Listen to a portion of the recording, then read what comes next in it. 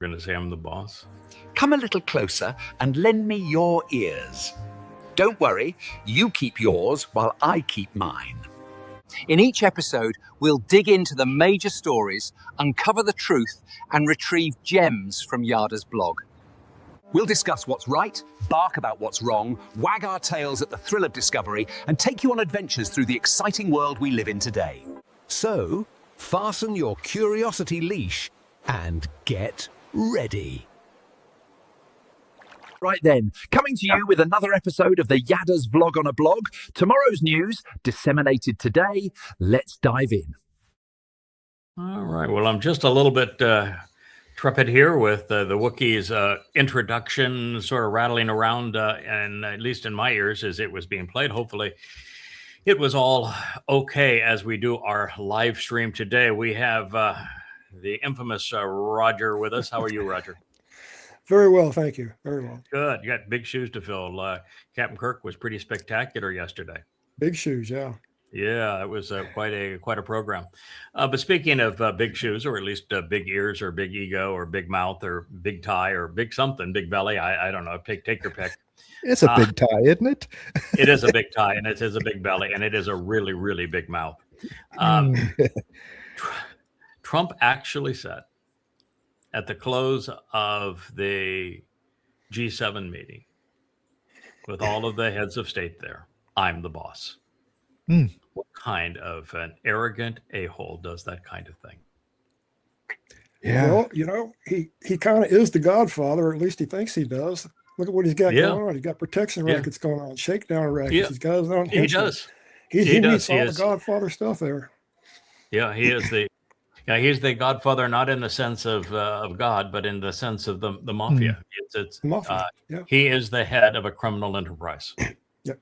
And so, I'm the boss fits the criminal enterprise. All right, sir. What do we have? We'll just keep on plowing through this. It's a big day for news, and looking forward to reporting it to you. Here is the arrogance of Israel. If Israel is forced to stand on its own, I don't know what the if there is. Why would you put an if? You've been played. You've been played. You were I can't even say pushed into a corner, because you painted yourself into that corner, and Iran absolutely destroyed you in a surrender agreement for a war that you started. Pretty astounding that could happen to Israel, but that is exactly what happened to Israel. So you need to know there's no if here, and there's no question that you are now forced to stand on your own. And oh, by the way, in today's world, that is impossible. Cannot be done. And you rely on American weapons and American support in the UN and among other nations, and you have now lost it. You need to think that through. So there is no standing on your own. I mean, you've got to deal with reality. This is where you are. You did this to yourself. You were played to destroy Gaza. That was the purpose of Al-Aqsa flood on 10/7, was to taunt you into destroying Gaza. And when you did that, you set yourself up to be condemned and isolated by the world, and that is precisely what happened. And then you doubled down by attacking Iran not once but twice, losing both times, and attacking Lebanon not once but twice, and you became the pariah nation. And Iran outplayed you in this, because you're really crappy when it comes to the court of public opinion. You are just terrible at it. And you think that the only solution is to bomb things. And you put yourself in an impossible position. You are now in a position where it is checkmate. So let's deal with it. You checkmated yourself. If you stand on your own against Lebanon, the Muslims in Gaza, in Syria, or against Iran, then you will have irritated Trump and most Americans, causing both of them to have to eat the humility of surrendering again to Iran, which is not. It might cost another 300 billion to have to surrender again to Iran. You do that, and you are completely isolated in the world. You have no weapons systems. You have no money. You have no economy. You have no trading partners. You have no one to stand up for you in the United Nations. The fakest Indian state will be shoved down your neck. So if you do that, if you stand up, which is what this says, then you're done. And if you don't stand up, that's why this is checkmate. Then Hezbollah is going to build ever more rockets. The Hamas and Gaza will do the same, and the Syrians, at the behest of the Turks, are going to do the same, and the Egyptians are going to do the same, and ultimately now, because of this deal, without any sanctions on Iran, with Iran receiving $325 billion. And an economy without sanctions, where they can import anything they want and they can sell as much oil as they want at full price, they're going to position 4 million troops to invade Israel over the next 4 or 5 years. It's going to end horrifically for you. So you don't respond, that's your fate. The prophets have spoken of it. You're going to have 4 million Iranians that are going to invade Israel. And if you do respond, it's instant suicide. Put yourself in checkmate. So the rest of this says, we are the descendants of a people who survived Pharaoh. You survived Pharaoh not because of anything you did. You were slaves there. Mm-hmm. Mm-hmm. So you think about how you survived Pharaoh, because as a people, you did not survive Pharaoh. That's grotesquely wrong. That's the big issue with Israel. You did not survive Pharaoh as a people. Matter of fact, not only was it Yahowah who spared you, the very God whose name you erased, the entire time you were nothing but a-holes. You were disgusting. You were reprobates. Not only don't you get any credit for surviving Pharaoh, God killed the majority of you en route because you were so obnoxious. Moshe wanted to kill himself because you were so obnoxious. You get no credit for that. You also get no credit for surviving Rome because you didn't survive Rome. And because all 3 times it was your stupidity that brought the Roman legions on you. You invited all 3 attacks. The first one in 66 BCE with Pompey. And it was because you had 2 Grecianized Jews by Grecian names, that were fighting as to which brother would be high priest and which would be king, and high priest paid better. Mm-hmm. And that's why Pompey, because you didn't even have the fortitude to fight it out yourself. You tried to bribe other armies to come in and fight it for you, and the Romans said, no, you're not going to do that. And so you brought Pompey. And, then it was all manner of infighting that brought the Romans in under Vespasian and Titus.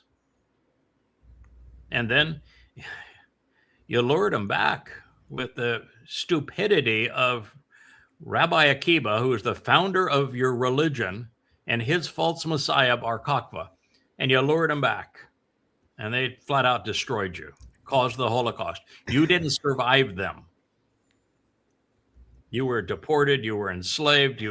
You endured. If you think that is a victory, your country was taken from you. It was renamed, and you endured 17 centuries of abuse. Yeah. Yes. They left out the Assyrians, didn't they? They left out the Assyrians, where there no more Israel doesn't exist anymore. It's just Yahudah, Yeah. They also left out the Babylonians. Mm-hmm. Yeah, they left out both. And of course, the Inquisition. You know why the Inquisition happened? Because you created Christianity. Mm-hmm. You created the enemy that was behind the Inquisition, the pogroms, and the Holocaust. Christianity. Christianity is 100% laid at the feet of Jewish malfeasance. You trained a rabbi to be a rabbi and to misquote God in rabbinic fashion to create the New Testament. You created that monster. And oh, by the way, you didn't even mention the Islamic attacks in 1948, 1967, 1973, the intifadas. You didn't even mention any of those because you also created Islam. You created your own enemy. Islam's Quran is an amalgamation of Talmud recitals that were sold to Muhammad. Why don't you mention that? And then so you say the ones who threaten us today will be one day a chapter in history. Only if Yahowah chooses to be involved and you erased him from your lives. You're not even Yehud anymore. You call yourself Jews. You erased Yahweh's name from your lives. And you'll only it's a tiny, tiny remnant. And a few thousands of people are going to still be in Israel when this is all done. So your arrogance is going to be your undoing, Israel. And you better start listening. You either return to Yahowah, and at this point, the only way you're going to return to Yahowah is to go to yadayah.com and read the books that I have posted there, or listen to these blogs. They're all free. I'm not asking anything of you, but your being there will depend entirely on your willingness to do that. Well, you see the mindset all the way back at Horeb when they walked away from Yahweh, not only willingly with free will, but with prejudice. Yes, and the whole thing was with prejudice. They brought them through. Then they had no protection at all going through all this period of time, and then rabbinical Judaism comes along and just puts the shackles right on them for sure. For sure. But that mistake there at Horeb started the dominoes to fall. Correct. Yeah, it was just a whole series of horrendous messes. That's why it's so odd that Jews would claim that they're students of the Torah, because if you're a student of the Torah, you're going to be anti-religious. If you're reading it thoughtfully, processing the material in it, you're going to be apolitical and overwhelmingly anti-religious. And you're going to realize that the words, thoughts, and opinions of Jews don't mean anything. They're just nothing but irritation to God. And that your only hope is to strip your conscience of all things religious and political and return to God based upon the text that he actually conveyed to us. And it is the antithesis of your Talmud.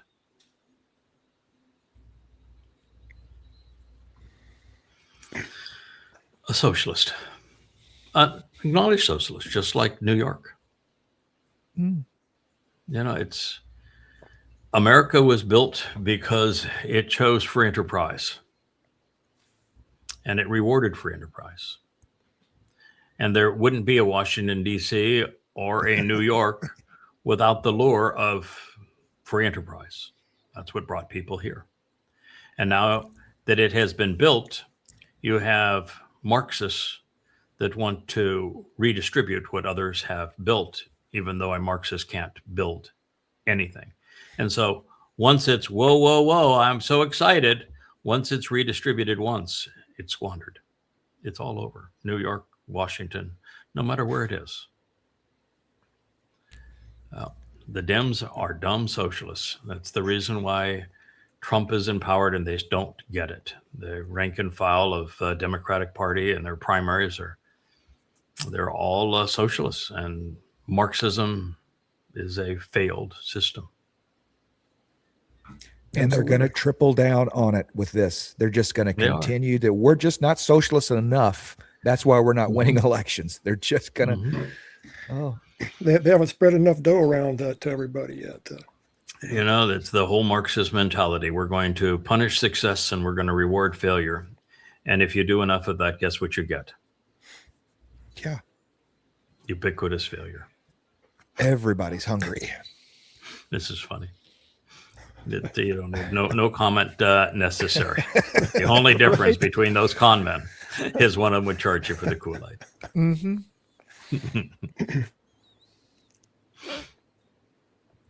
Look at that. Look at the slime pit of the reflecting pool, and look at what happened to the White House. Mm-hmm. Oh my God, we're turning Washington D.C. into Gaza.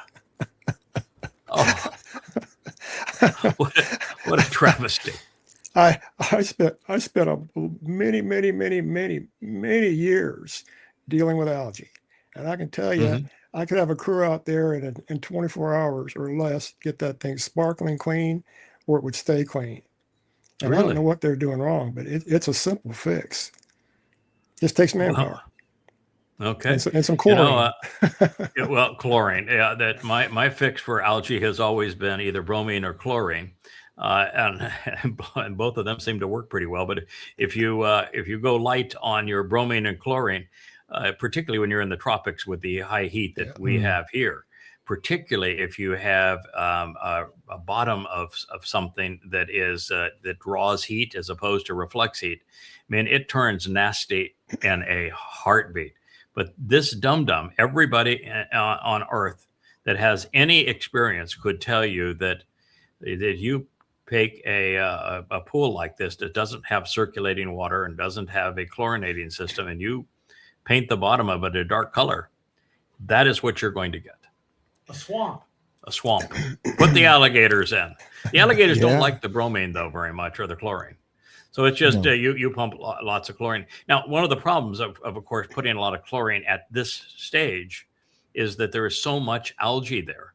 All that algae is going to die, and it's going to go to the bottom, and there is no circulation for this reflecting pool. No filter. You'd have to drain the pool and pump it out, sweep it out. Yeah, they converted that to river water a long time ago. I think they're still pumping river water into this pool. Yeah. The only thing you can do at this point is to completely drain it, kill the algae, and then chlorinate it going forward. One of the aspects that algae has is if the cement bottom, I'm assuming it's cement, if the cement bottom isn't sealed, there's pores in cement. And the roots of the algae will get down in those pores. You can bleach it all you want. Within just a few hours, it's going to start to come back on its own. You got to get it out of the pores, which really takes a little more effort to do. Okay, we have an expert. I think the bid for that was like $20 billion. Would you accept $1 billion to fix it? Be cheap. You could come in with a stellar underbid and make some serious cash. Yes, you could. Yeah. I don't want to get into the swamp. But the thing is, you wouldn't even need your hard hat. I don't think it's ever more than like 3 feet deep, so you wouldn't even need your hard hat.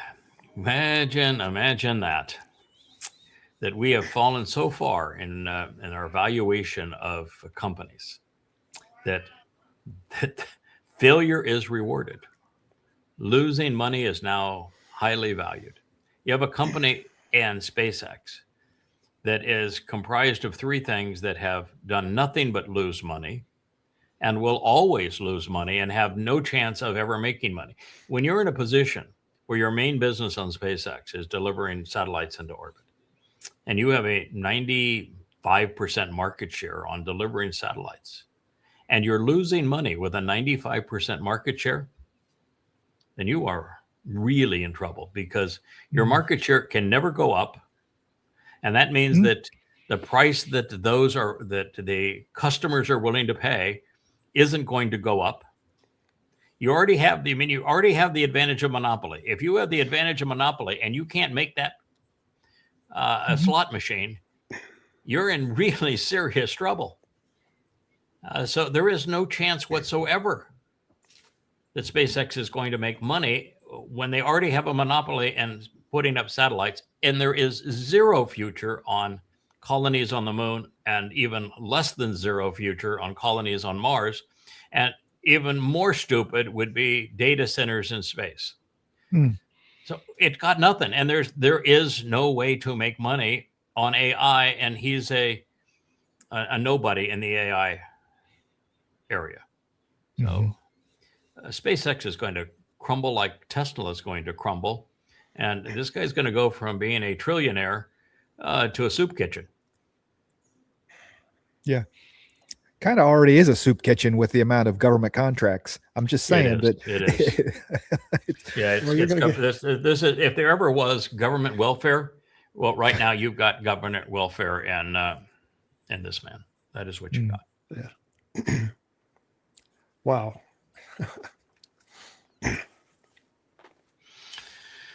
Yeah. So Donald Trump says that that Iran is not getting $300 billion. Now, I read the agreement yesterday on the $300 billion, and we're going to read the final version of it today because we have absolute affirmation of what the final version is because it has his initials and signature on it. So we have absolute proof that what we're going to share with you today is the final version. And it says that Iran gets $300 billion and the United States is responsible for it. And it is to rebuild Iran. So there's only two options here, and you can pick whichever one you want. Either Trump is lied when he created the agreement, that he created an agreement with a country that has a known lie in it, that he did not intend to honor that which he had written and signed. That's not good.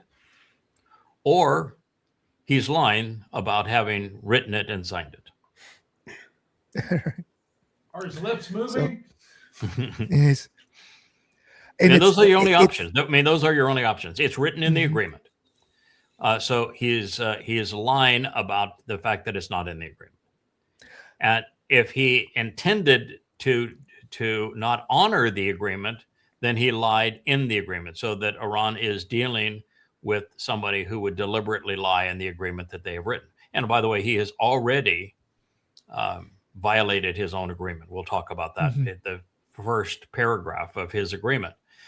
The agreement pledges that neither party will threaten violence on the other. Do you know how many times already he said, if I don't like the final agreement, we'll go back to bombing them again? 4. Right. So he has violated his own agreement 4 times. Ink's not even wet. Ink's not dry. You mean? Yeah, dry. Yeah. He'll read it. Deception is one of his traits. And it is one it's one thing for him to try to say that this is the option for the United States to invest $300 billion, right? Because I've heard that bandied about. I've heard him say that this is, we can invest $300 billion into Iran, and even that's the confabulation of no. This is you give them money and go away. I mean, there's no investing in Iran. You're not getting any return. What the deal basically has is Iran is making a very, very minor, if non-concession, on 2 points.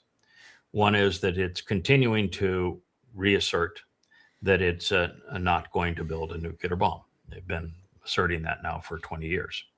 So they're continuing to assert they won't build a nuclear bomb. And they're saying that they will open the Strait of Hormuz, but on a bunch of conditions, and that for 30 days, the Strait of Hormuz will be toll-free. But the price to get those two things is $325 billion and the removal of all sanctions, which is worth far more than the $325 billion. In other words, Trump bribed them big to give two things that he already had before the war. Yeah. That's really stupid. That is really stupid. Dumb. Yeah. So you look at this picture. It's Gaza. What do you see? I know what I see, but I'd like to ask you, what do you see? Tent city. Oh, there's not even tent city. I mean, it's just piles of rubble. There's people there, but it's piles of rubble. There is nothing. The streets are even gone. The streets are a running sewer. And there are dilapidated tents that, by the way, wouldn't even shed water, most of these. Mm-hmm. Flat roof, yeah. Yeah, pieced together amongst rubble as far as the eye can see. You're seeing exactly what Yahya Sinwar wanted. You are. That is what you're seeing. You're seeing what Sinwar wanted. Yeah. This is exactly the image of the world. If you're looking at this image, what you should see is Israel bombed people who could not defend themselves into oblivion. Now, were they angered into doing it? Absolutely. The Muslims from Gaza were savages. Do I have any compassion for the people that were bombed into oblivion? No, because they not only brought this on themselves, they celebrated it. They celebrated torturing, abducting, mass murdering Jewish women, children. It was horrendous. But I also recognized, even before it happened, that if Israel did this thing, they would destroy their standing in the world. And they did this thing, and that's what that picture says, is that Israel is belligerent, that Israel is deadly, that Israel is a pariah, that Israel can't survive or the world can't survive with Israel, that this is Israel's solution. That's what it says. And it's tragic. They'd be better off in the desert because at least it would be flat and clean. No, but that's not their purpose. What's the purpose of the Muslims in Gaza? The purpose of the Muslims in Gaza is to be a threat to Israel. Mm-hmm. They're only a threat to Israel if they put their tents and their sewer in the midst of their roads and their tents in the midst of the rubble. That way they are the thorn in Israel's side that Muslims wanted. The purpose of doing 10/7, Alaska flood, was for that exact purpose. And so they can't leave and go into the desert. But of course, by the same token, the world's got to accept the reality that Israel did not remove Hamas, and that there is no way to go into Gaza. Even if Hamas was gone, you could not restore what we're looking at here. That is not restorable. There's not even enough room in Gaza to take all of this with the bulldozers they would need to bury it. And Israel is never going to allow another bulldozer in there, considering what the bulldozers did to their fence. So there's not going to be the allowance of those bulldozers, and there aren't enough bulldozers and trucks and enough space to dump all of this. So the only answer was to put them into the Sinai. But the problem of putting them into Sinai, then there is no control over their weaponry and support, and they're going to flood over the border of Israel far better armed and in far greater numbers than would otherwise be the case. So when Israel did this, they put themselves in a terrible position, because now they're responsible for the feeding and care of people whose religion is devoted to annihilating them. Imagine that. You put yourself in a position that you must feed and care for and provide water and electricity for those who are devoted to killing you. And you're going to be condemned for doing that. All the while you're condemned for destroying Gaza. And this isn't salvageable. It will never be salvageable. In fact, what Yahowah says, 7 years from now, I'm going to turn it into goat pastures. But even then, it's going to take some work. Yeah, because remediation alone, I mean, what it takes on a project like these buildings aren't brand new. They're built with leaded materials, all the stuff that people would consider, the plastics that are in furniture, everything that was in those buildings is now, dust. Toxic. I mean, I don't even know that you can remediate it. You can't. No, there's no way to remediate this. I mean, and Gaza is just destroyed. There is literally no way to remediate this. That's why his peace council has accomplished nothing, because it can't be solved. This is an absolute unmitigated disaster. Cannot be resolved. It is a sore on Israel's reputation for the next 7 years. It's going to be justification for the all but obliteration of Israel. Well, what I see here is I see a perfect propaganda picture. Yes, you do. And it's just feeding right into the narrative that gives the anti-Israelis their motives. Yes, yeah. But would this propaganda picture be possible without Israel's compliance? Without Israel's involvement in it? They didn't bomb their own buildings. Yeah. And so, yeah, we can be mad that this is a propaganda picture. We can be upset that the whole 10/7 was done to create this image so that Muslims could blame Israel for being genocidal and condemn the nation and isolate it and demonize it. We can be upset, and we should be. But the fact is, Israel has lost the ability to compete in the world of public opinion. And they did this thing. And since they can't frame the issue, the conclusion is that they're a pariah. I wish it were not so, but they did this to themselves. It's like when he's just so frustrated. What right does Iran have to tell Israel what it can and cannot do in Lebanon? I said, well, because Israel gave them that right by attacking Iran twice and losing in a war they had no chance of winning. They gave Iran that right, and they particularly gave Iran that right when they talked America both times into supporting them in that war, which was a complete loser. And eventually the U.S. is going to look for a way out, and the only way out is to sacrifice Israel. So they did this to themselves. They really have no one to blame but themselves, and that's the same story of the Exodus.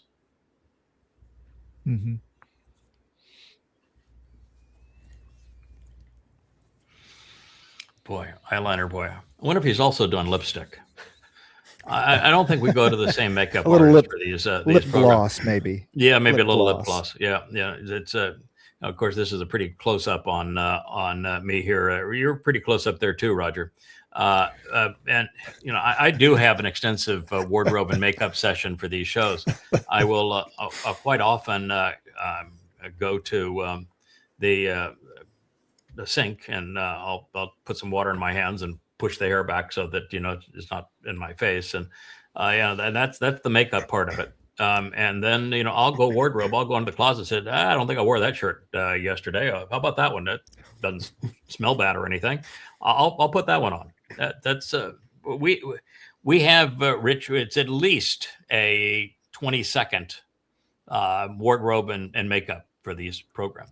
I have been known to actually splash water in my face because we have the Sahara dust and it gets the sand out of your eyes. So yeah, sometimes we go way overboard on the makeup and wardrobe. But he's a pretty boy, man. He is eyeliner, he's lip gloss.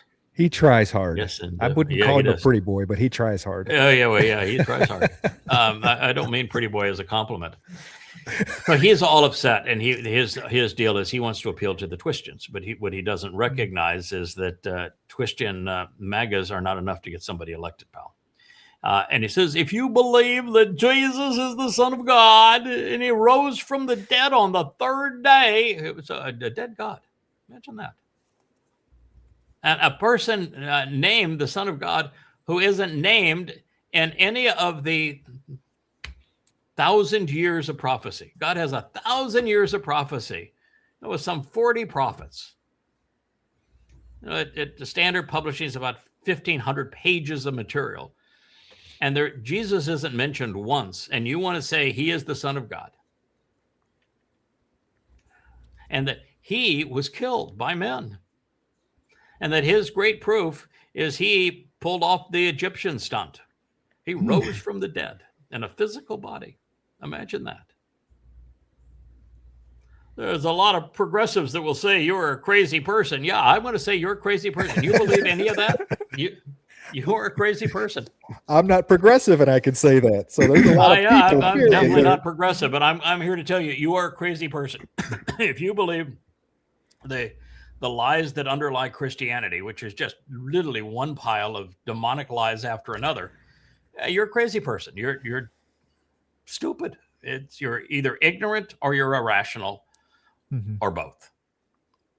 Or both. Yeah. It's enough to get you kicked off a jury. It's enough to get you kicked off a jury. That the question asked that way, you're incapable of understanding reason, and so you can't be a juror in this trial. Yeah, right. Mm-hmm. That's how I get kicked off of one. That was my strategy. Yeah.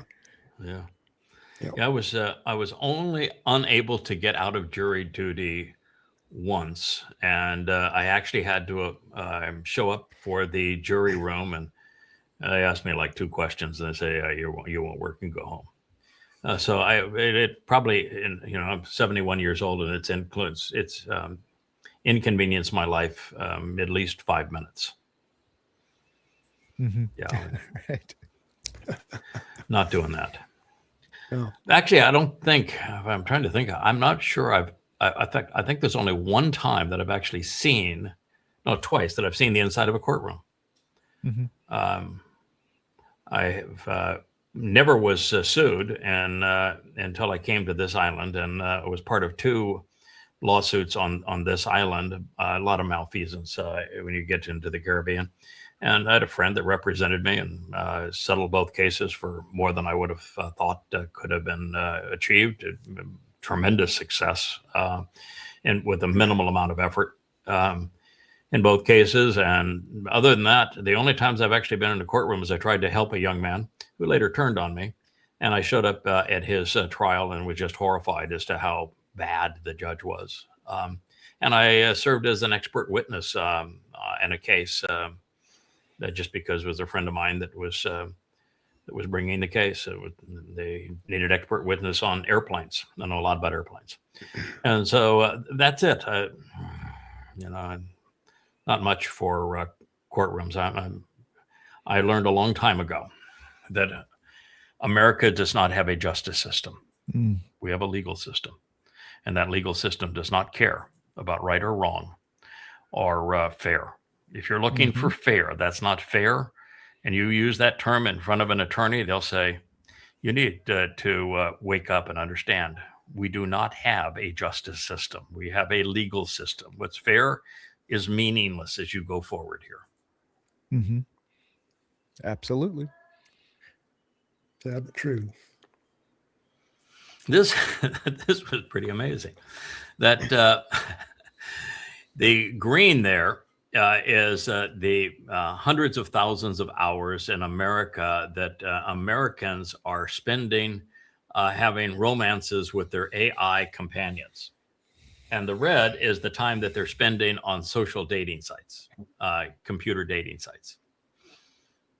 So, it's a big number on social on dating sites as opposed to trying to actually meet people out in the real world. But they're spending more than twice the amount of time with AI companions.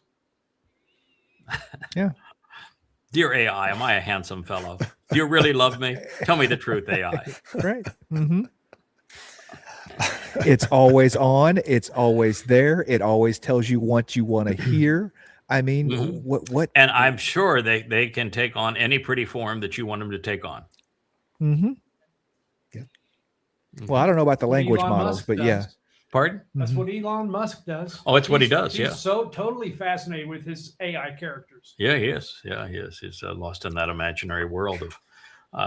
There's nobody in the real world that wants to deal with him, so he creates artificial girls to play with him. But that's what this is. Pretty sad. Kind of reminds me of Blade Runner, where they made the little dolls to talk to. Yep. And Yeah, exactly. That's a great movie, by the way. One of Harrison Ford's coming out films. He was spectacular in that. I think probably one of the top 50 movies of all time, certainly maybe even in the top 25. Very well crafted movie. Yeah. Sean Young's in that too, by the way, just saying. Yeah. The book is good too, but the book's not called Blade Runner. It's called Do Androids Dream of Electric Sheep? Mm-hmm. Is the name of the book that it was taken from. Mm-hmm. Wow. And it's a pretty good read too. Yeah, I bet so. I have not read the book. I've seen the movie, obviously, because I think it is a classic. And I'm a Harrison Ford fan. I think Harrison Ford's portrayal of Han Solo and of Indiana Jones are just two of the most engaging, lovable rogue kinds of pictures. It's when I've said it the last time that I mentioned Harrison Ford and his ability. And actors typically play themselves, and he of course is playing himself in both of those movies. That's how I got the hat, the Indiana Jones hat, and digging in the dirt, and in some of those, in some of our portrayals. Look at this. Boy, talking about shit on a shingle. You got Mertz over there. You got Starmer. You got Rahab, and you've got Macron. Yeah, I think of the Four of world's them in a are mess. doomed.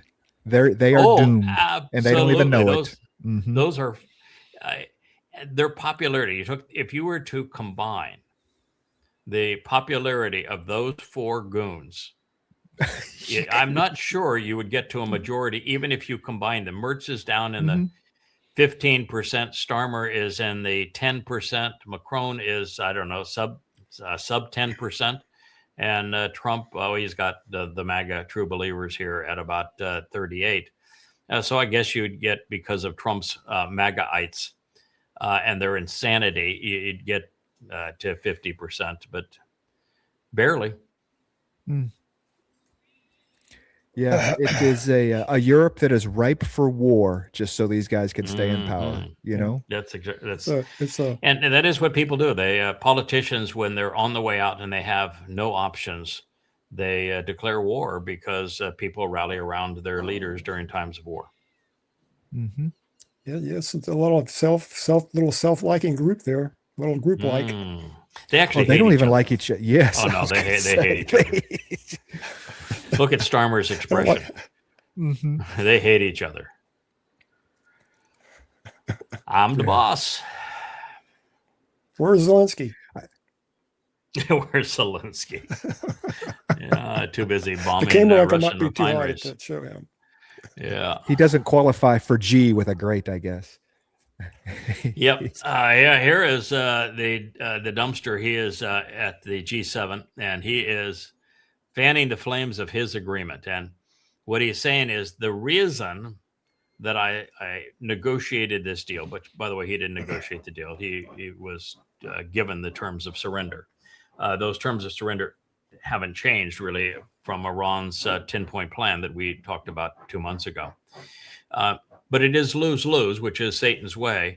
But he claims that he had to do the deal because he was so concerned about the world going into economic collapse.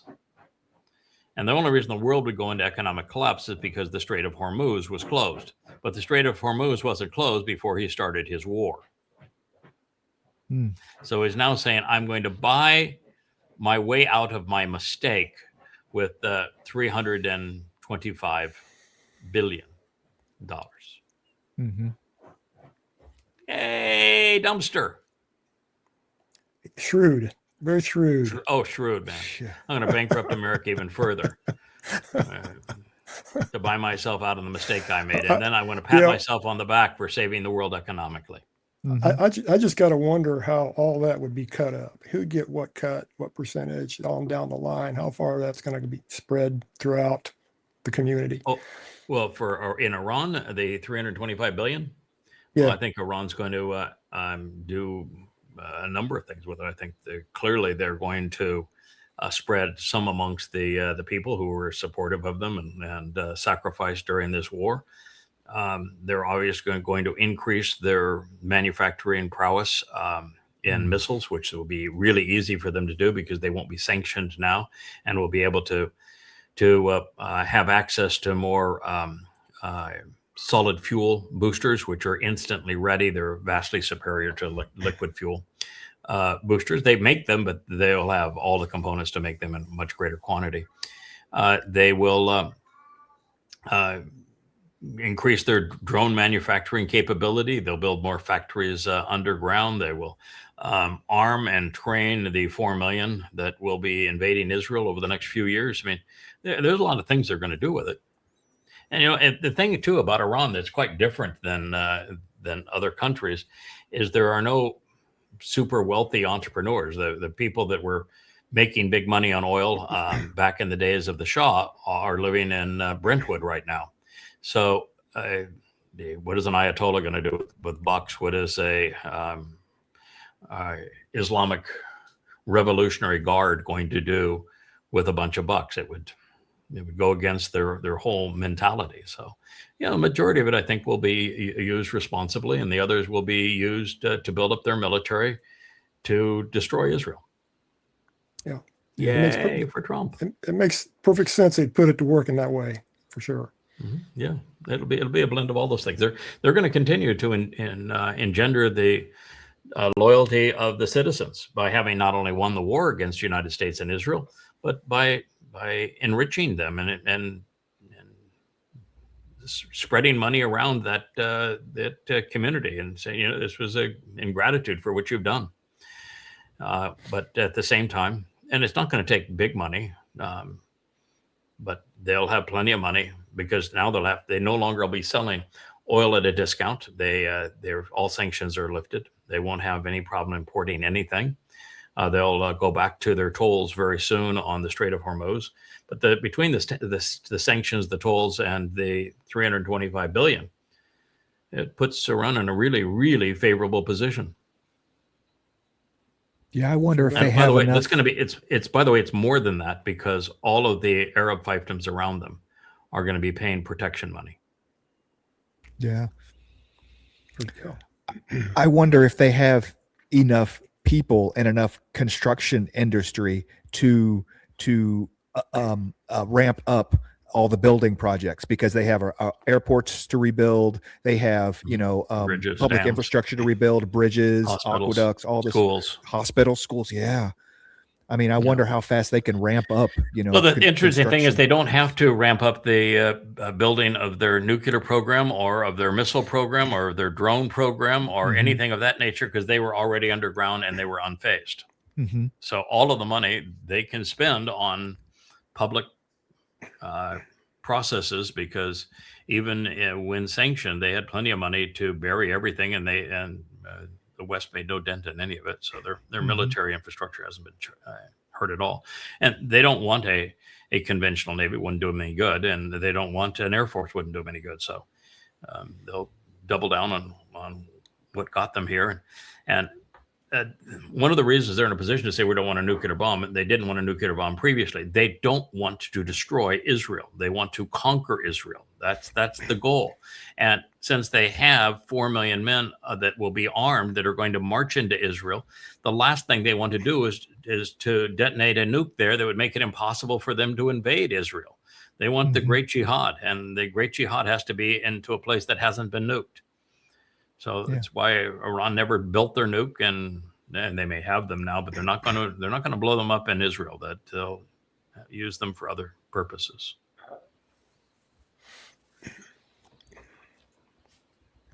We were talking yesterday about how this deal was so one-sided and so grotesque that it reminded us of the Treaty of Versailles.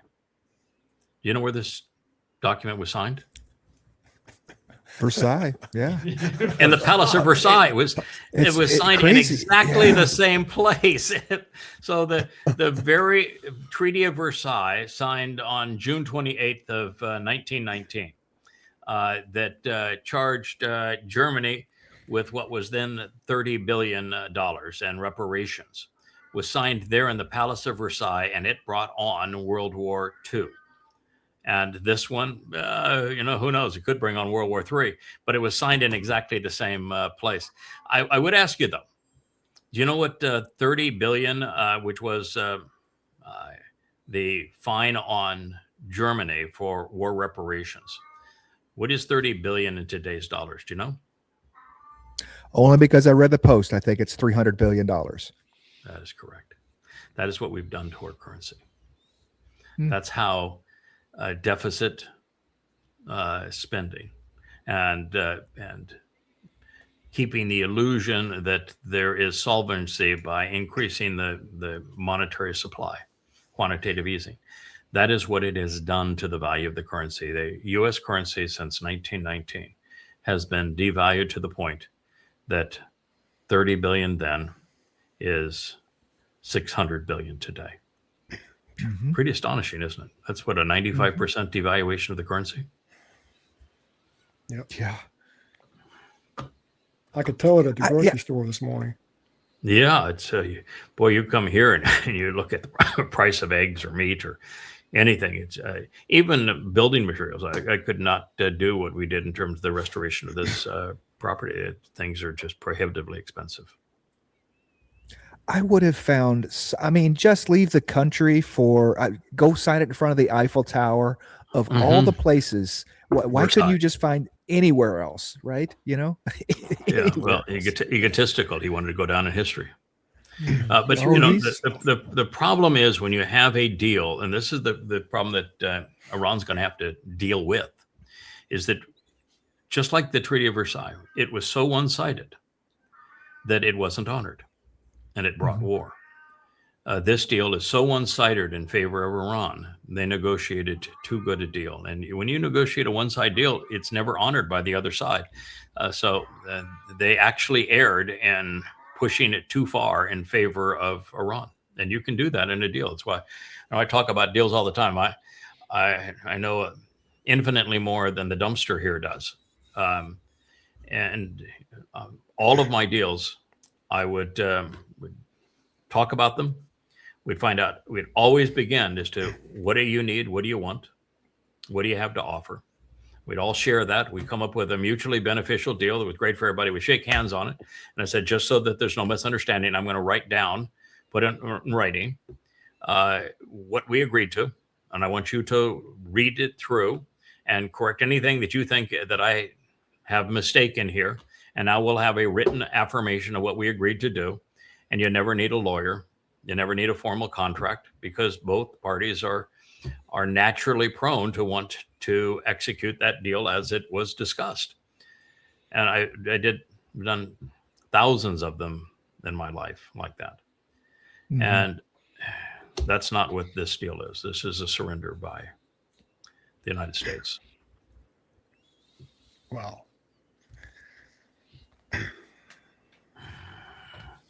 Pretty boy there. And Pretty Boy there wants you to know that everybody's going to be safe when the transgender girl at a school feels safe. Then everybody's going to be safe if she's safe. You piece of crap. Have you no concept? Have you ever thought through anything in your life? Ever done any research? Do you know what percentage of transgender children are depressed, clinically depressed? 90%. Do you know what percentage of transgender children attempt suicide? Over 60%. Wow. A transgender child is never safe. And it's idiots like you that put them in that position. They are never safe. And their greatest threat is themselves, because it is so depressing. And no cure for that depression. And that most of them end up taking their own lives. So think it through.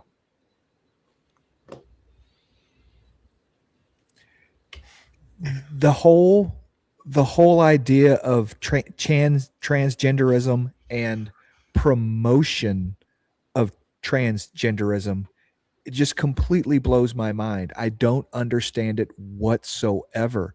I mean, absolutely no one gets anything at all out of it. You know, No, I mean, no. Well, there's a group that does. The Marxists, the progressives, the socialists want to control society by imposing their morality on society, and their morality is really weird. And the weirder their morality, the more influence they have over society. And you now, since transgender and it used to be, lesbian, bisexual, gay, and homosexual. But now it's an acronym that's as long as your arm. You can't even keep track of all of the letters now. Whatever mental disorder you have, we love you too. Whatever it is. If you want to be a duck, a furry, I mean, you name it. What they have done is replaced normalcy, and a society doesn't function unless men and women come together and have children and raise those children. That's the foundation of society. It has been forever. And when you screw that up, you've screwed up everything. And they've screwed that up, and they've done it deliberately. And as we've talked about on this program so many times, I do not care if you are a lesbian or you're a gay man or you are bisexual. Do not care. I do care if you're into bestiality. I do care if you're a pedophile. I do care if you're into incest. I do care if your thing is rape. And when you promote things like transgender that are so caustic to the victim, and you make them think that that's okay, that's tragic. It's just tragic. You're destroying lives. You're telling people they weren't okay the way they were. They have to be something that they're not. The only way they can be okay is to be something they're not. And I think it's just devastating. But again, I don't care if you're if you're gay or lesbian or bisexual. But I do care if you promote being gay, lesbian, or bisexual as not only normal but superior. It isn't normal. It isn't superior. It's inferior and it's abnormal. And it's okay to be abnormal. It's okay to make choices that are not in your interest. You have the freedom to do so. But do not promote them educationally in schools and in the media as if that was a good thing, pal. You're wrong. You're just dead wrong. These are not new things, okay? A homosexuality is not a new thing. We understand this, right? I mean, and it's even not even more prevalent, okay, now than it was in the past, okay? What is different now? I would agree with you. I think that I don't think either lesbian or gay men are more prevalent or less prevalent than they were in the past. I do think that bisexual women are probably a lot more prevalent. With the under 40s, it's probably 60% of women are bisexual under age 40. I think that is definitely a mechanism of today's world where men have become effeminate and women want everything, and we've kind of made a mess of our world. But hypocritically, I would say a woman thinking another woman is attractive and beautiful, I can't blame him for that, So I'm right with him on that. So a woman who is bisexual doesn't bother me at all. In fact, I say, yeah, okay, good for you. I would agree with you. Women are beautiful. I think a woman who is lesbian is their choice, but they're missing something that's really great in life. And a man who is homosexual, I've had lots of friends. I've had lots of employees that were homosexual, and great relationships with them. But our deal is you leave your sexuality out of our discussion and out of all of this, and we can get along on other subjects. But to me, it does creep me out. I just think it's a really weird thing. So, but that's my choice to say it creeps me out, and their choice to say that's what they love, and we can still get along fine. Just don't my issue push it is on me and don't promote it on my I think it's children. criminal to promote. Exactly. I think it's criminal to promote it to children because I think that you have this age of majority idea in the United States and throughout most of the world where you can't go pick up a gun and go kill for your country at 18 years old. You can't drink. You can't consume alcohol legally in most places until you're 21 years old. But yet this idea that, this idea that you can make informed can't go onto social decisions media until you're 16 in most countries now. Well, yeah, exactly. So and yet these decisions can be made that affect your entire life, And it's because of the promotion, the propaganda in academia with the Marxists and in the media with the liberal Marxists. They're the ones who are promoting it, and it's a shame. It's unhealthy. Exactly. And I saw an article the other day. It was about the transgenderism and not women's, but girls' sports in schools. Yes. And how it's taking over. And there's actually been lawsuits and criminal cases filed for transgender boys raping non-transgender girls, in wrestling and other sports. It's just, and it's forcing the non-transgender girl to make decisions earlier in life that she shouldn't have to make. Correct. It's going to affect her downstream. Yeah. And listen, I'm a person who advocates free will. And so as an adult, if an adult wants to do transgender surgery or drugs, and they're willing to pay for it so that they don't get their antidepressant medication paid by the taxpayer, they don't get their surgeries paid by the taxpayer, they don't get their shrink counseling time paid by the taxpayer. They make the decision they want to do it as an adult, and they pay to have it done as an adult.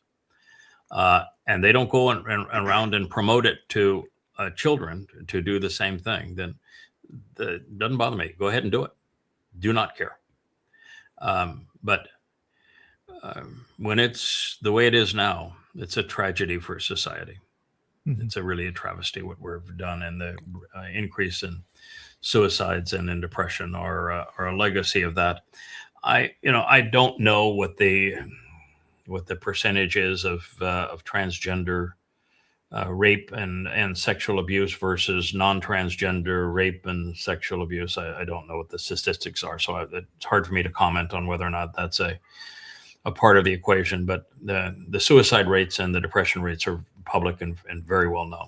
It's one of the things, by the way, if you Google your or just go to any AI, they don't want to answer any questions regarding that.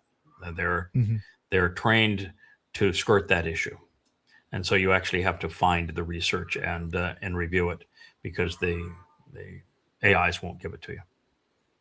And I want to be clear about one thing too. This is a percentage of the population that is statistically non-existent. We're talking about less than 1% of the population. You know what I'm saying when it comes to transgenderism worldwide. And so much is made about the simple fact that we're talking about something that affects 1% of the population of the world blows my mind. That why is this even an issue? Why transgenderism was a tiny fraction of 1%. I mean, less than 1/100th of 1%. It isn't that now. It's actually because it's become so promoted that it's and it's like being anti-Semitic today. You're only cool if you're anti-Semitic, and so I have all sorts of friends that have transgender sons and daughters. There's a lot of money involved. Well, there is a lot of money involved. Look at what it's Vanderbilt University got caught. Their entire medical center. Promoting it, making tens of millions of dollars, showing a profit they have never had before. Yeah, and it's not being paid for by those wanting the surgeries or the treatments. It's being paid for by taxpayers who are opposed to it. That is unfair. That is absolutely not right. It's part of the one problem of socialized medicine.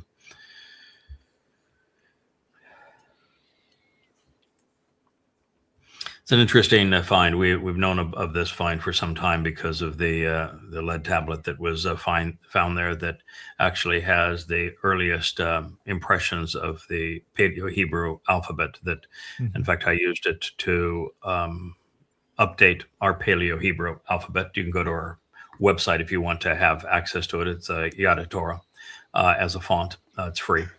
Everything on the site, of course, is free. This is Mount Ebal. It is where the children of Israel, once they crossed the Jordan River and entered the Promised Land, there's a valley in between, and I said, just for so you understand what's at stake here. I want one group shouting that if we pay attention to, we observe, and we listen to and act upon God's Torah guidance and instructions, we're going to be blessed. The world's going to be really good for us. And if we oppose it and override it and reject it, it's going to be really bad for us. The curses are going to follow. This is the reality, and shout it back and forth so you understand this. And on this side, this was the curse side, and they found a tablet that affirms that Yahweh said we'll be cursed if we ignore his instructions. And that was extraordinary, because that's exactly what the Torah said happened exactly at this spot where Yahusha had built exactly this kind of an altar And so you have a written affirmation in Paleo-Hebrew of precisely what the Torah said took place there, and the lead tablet is dated to 1400 BCE. And amongst the other artifacts was a cartouche of Tutmos the Great, who was the pharaoh of the Exodus. Pretty amazing, huh? Well, Pretty tough to deny that one. The Torah coming you got alive. no denials for me on any of this. I'm just wondering why they found animal bones. I understand the altar was used for things other than they Pesach. found three kinds of animal bones. It's the three characters in God's story: the ram, the bull, and the goat. That's what they found. The whole story revolves around the ram, the bull, and the goat. And when you come to understand who those three characters, who they represent, then you're in a position to understand God's story. Until you do, you can't. You know, when I look at this picture, I hadn't seen it before. This is the first time I've seen it. I just see the Torah coming alive in my mind. It just really resonates with the crossing, the Korab, the coming there, all the struggles they have, and they finally making it, and they build the altar. It just brings it all together into one good solid piece. Yeah. I don't have a memory of this. It's interesting. I've been translating. I just finished translating everything pursuant to the birth of Moshe and his father and his mother. It's one of the most interesting episodes ever, and what it reveals. But Moshe's father lived for 137 years. 17 when he conceived Moshe through his wife, whose name was significant to Yahowah. At 137, if he conceives Moshe at 17 years old, what year does he pass away? 20 years into the Exodus? Nope. No. 137 years, 17 is before he conceives Moshe. He lived 120 years. Oh, Moshe was 40 years in Egypt. He was 40 years in Arabia. He was 40 years during the Exodus. His father was with him until the day before this occurred. The whole time his father was there. Likely his mother. God does not let those who mean the most to him struggle alone. They were there the whole time. I'm sure that 137 is just by coincidence. I'm sure it's also coincidence that Moshe was conceived to the day 600 years. 600 years after the covenant was confirmed on Mount Moriah. 600 years. You ever wonder what happened and how the timing of 600 years? That's the conception of Moshe. And you think that Yahweh went all in? I'm going to roll the dice on the liberation of my people so that there is a Yisrael that I can affirm my promises to, and a covenant that I can keep this world afloat. And my Torah, which is my owner's manual for how you should conduct your lives. I'm going to go all in with a 3-month-old baby tossed into the Nile in a genocidal culture. I'm going to go all in with that. Or do you think maybe he had placed his parents there, and that the first time that Moshe's soul shows up wasn't there in the Nile? Maybe he had some experience with Yahweh prior to that, like Yosef. And wouldn't Joseph's name be interesting if it said, "I'll do this again," which is what Yosef actually means? And oh, by the way, you know who raised Moshe until he was a very imposing young man, probably well into his 20s at that point? The Amma. She played the whole scene. She orchestrated all of it. Is the Amma. Wow. Just saying. Wow. You're going to get a kick out of it when we go through. This is what God arranged and how everybody has missed it. Right. But anyway, this took place the week after Moshe was given his aerial tour of the Promised Land, and the year that his father passed. He'd redeployed again, though. He wouldn't be gone for a long time.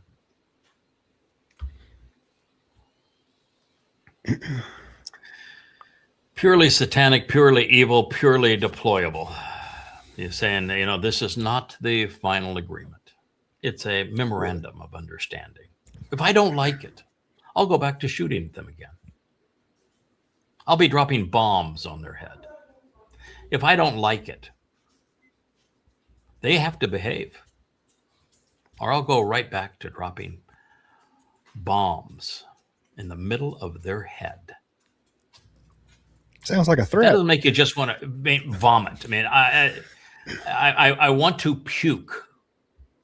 That man is so disgusting. He's even looking red there in satanic glow. But a man who would write that kind of shit, and to realize that patriotic Christian MAGAs elected and empowered this piece of shit, and applaud him. I mean, you wouldn't even think Satan would be that blunt, that reprehensible. And you've seen a lot of nasty stuff in the world. Can you imagine President of the United States? I'm going to go back to dropping bombs on their head. If I don't like it, if they don't behave, we'll go right back to dropping bombs right smack in the middle of their head. Do they not have a rhetoric course in Wharton School of Business? I mean, the guy talks like it. He talks like me. He speaks like me. So it's like I wouldn't mean you to that, but no,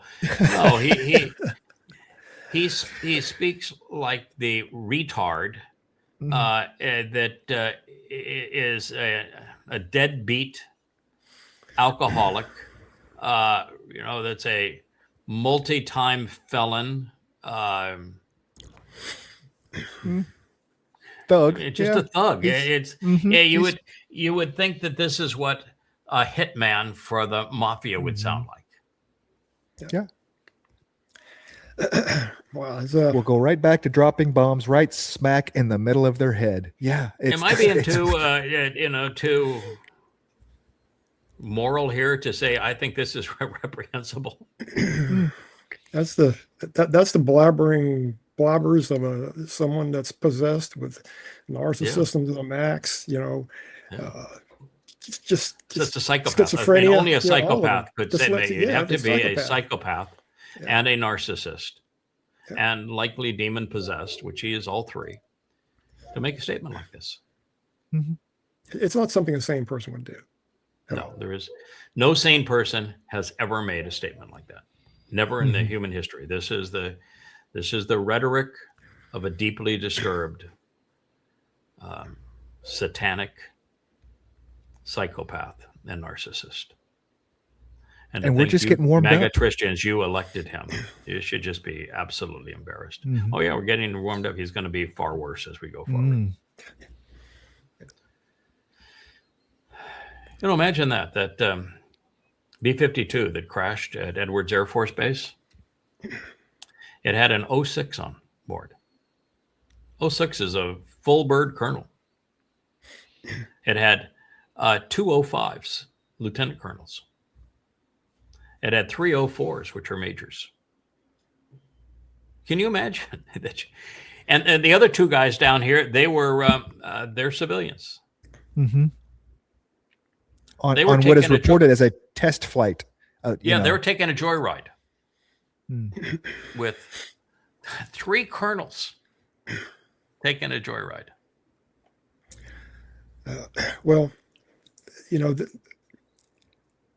Where I live is not very far from McCoy Air Force Base. Mm-hmm. It's now called Orlando International Airport, but those original 2 runways there were designed to handle B-52 bombers, and a flight of nuclear fighter jets too. Mm-hmm. One day, or in 1973, one of them took off, lost an engine. Instead of going straight ahead, the pilot tried to make a U-turn back and plummeted into a city block area just north of the airport there. There's still no houses built on that site. and killed them all too. No, there's 8 engines on that airplane. How could you crash the airplane losing 1 of 8? Right. The thing is to keep going straight. Don't dip a wing.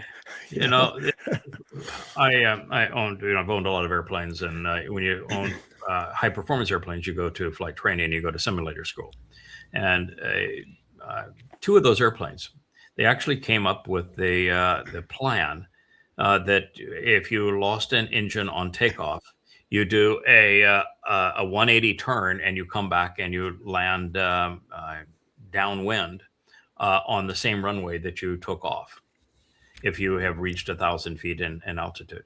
And you realize that when you go into a bank turn like that, you lose lift. And you're in a turn like that and you don't have any power and you're trying to hold the nose up, you're going to stall. And that 99% of people that try that maneuver are going to die and they're going to kill everybody in the airplane. Where you actually have a very high likelihood in an airplane, if you just fly straight ahead and you try to find an open area, all you have to do to survive, because you're going to go from above stall speed, which, in most airplanes with full flaps and everything else, you could probably get down to 60 to 65 knots. And if you're at 65 knots, call it 70 some odd miles per hour, all you have to do is extend the stop. If you stop because you run right into the ground, you have not extended that stop. That from go to stop is instantaneous. And the G factors, when you go from go to stop, even at 20 miles an hour, is going to kill everybody. Mm-hmm.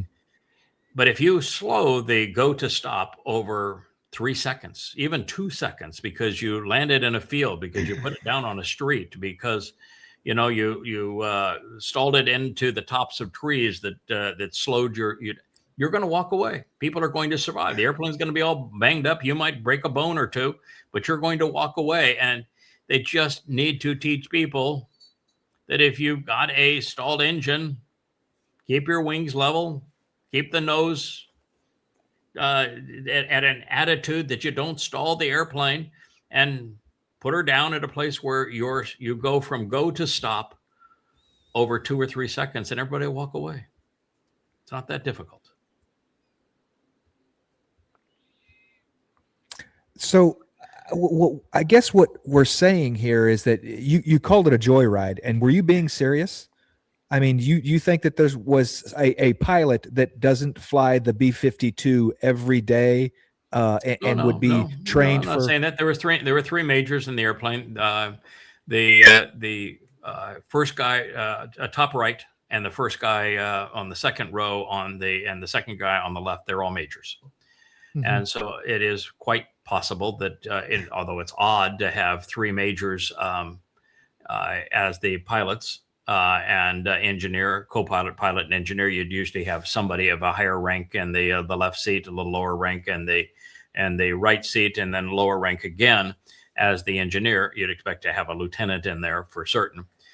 So I've every reason to think that those 3 guys were responsible for flying the airplane, and that the 3 colonels were not, unless one of those colonels decided, because I outrank you and at one time I was a pilot, I want to sit in the left seat. I want to fly the bird. And so it is very possible that one of those colonels was sitting in the left seat. It's even possible the other one was in the right seat. It's very possible that one of them took the flight controls and they weren't up to speed on flying those airplanes. And, you're dealing with a jet airplane, even a turboprop airplane. You have to fly it every week to be current in that airplane. And you got to fly it in all manner of difficult situations. And you got to go to simulator school so you know how to handle emergencies, so that you're in emergencies, you have a muscle reaction. You know exactly what you're going to do. Mm-hmm. And if you're flying an airplane all the time, it's one of the great life lessons, because an airplane tells you a lot about how to live your life if you're doing things that are important. When I fly an airplane, I am anywhere from 15 minutes to an hour in front of where that airplane is. I am never in that airplane in the moment, ever. You're always out way ahead of the airplane, so that you know what's going to happen, what could possibly happen, and you're always going through scenarios. If this happens, then I do this. If this happens, I do that. And so you're like taking off, you're only going to be a matter of from seconds to minutes ahead of the airplane. Landing, you're going to be, depending on the type of airplane and where you're going to be anywhere from minimum of 15 minutes, but typically an hour out in front of the airplane. And you practice that over and over again. It is a discipline that you learn to imagine. And if you're going through life, whether I'm writing a book or I'm doing these shows, I'm always out in front of where we are. I'm thinking, where are we going next? And what are we going to convey when we get there? Because if you get in the moment, you've lost all initiative. You've lost control over the situation.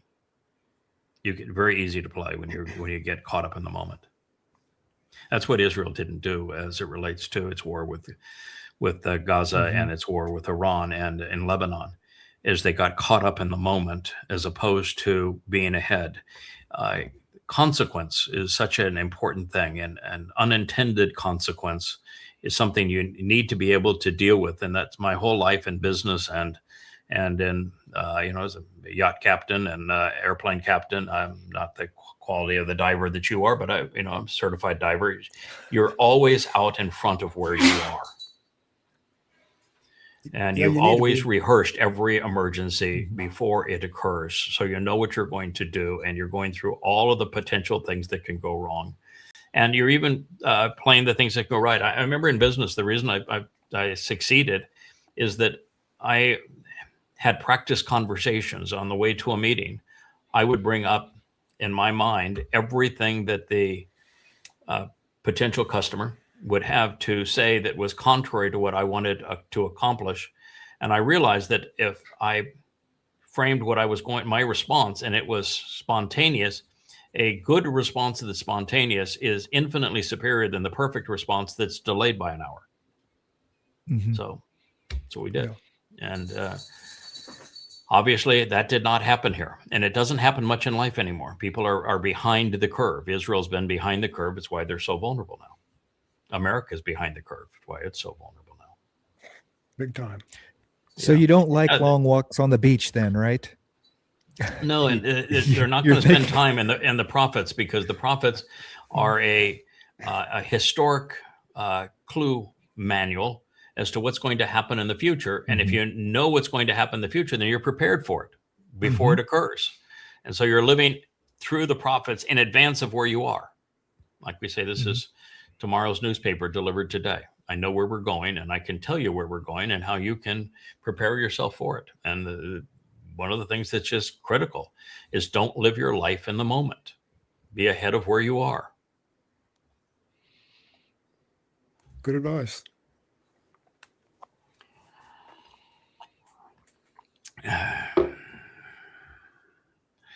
So, from Israel's point of view, President Trump's agreement to win the war with Iran is a disastrous deal.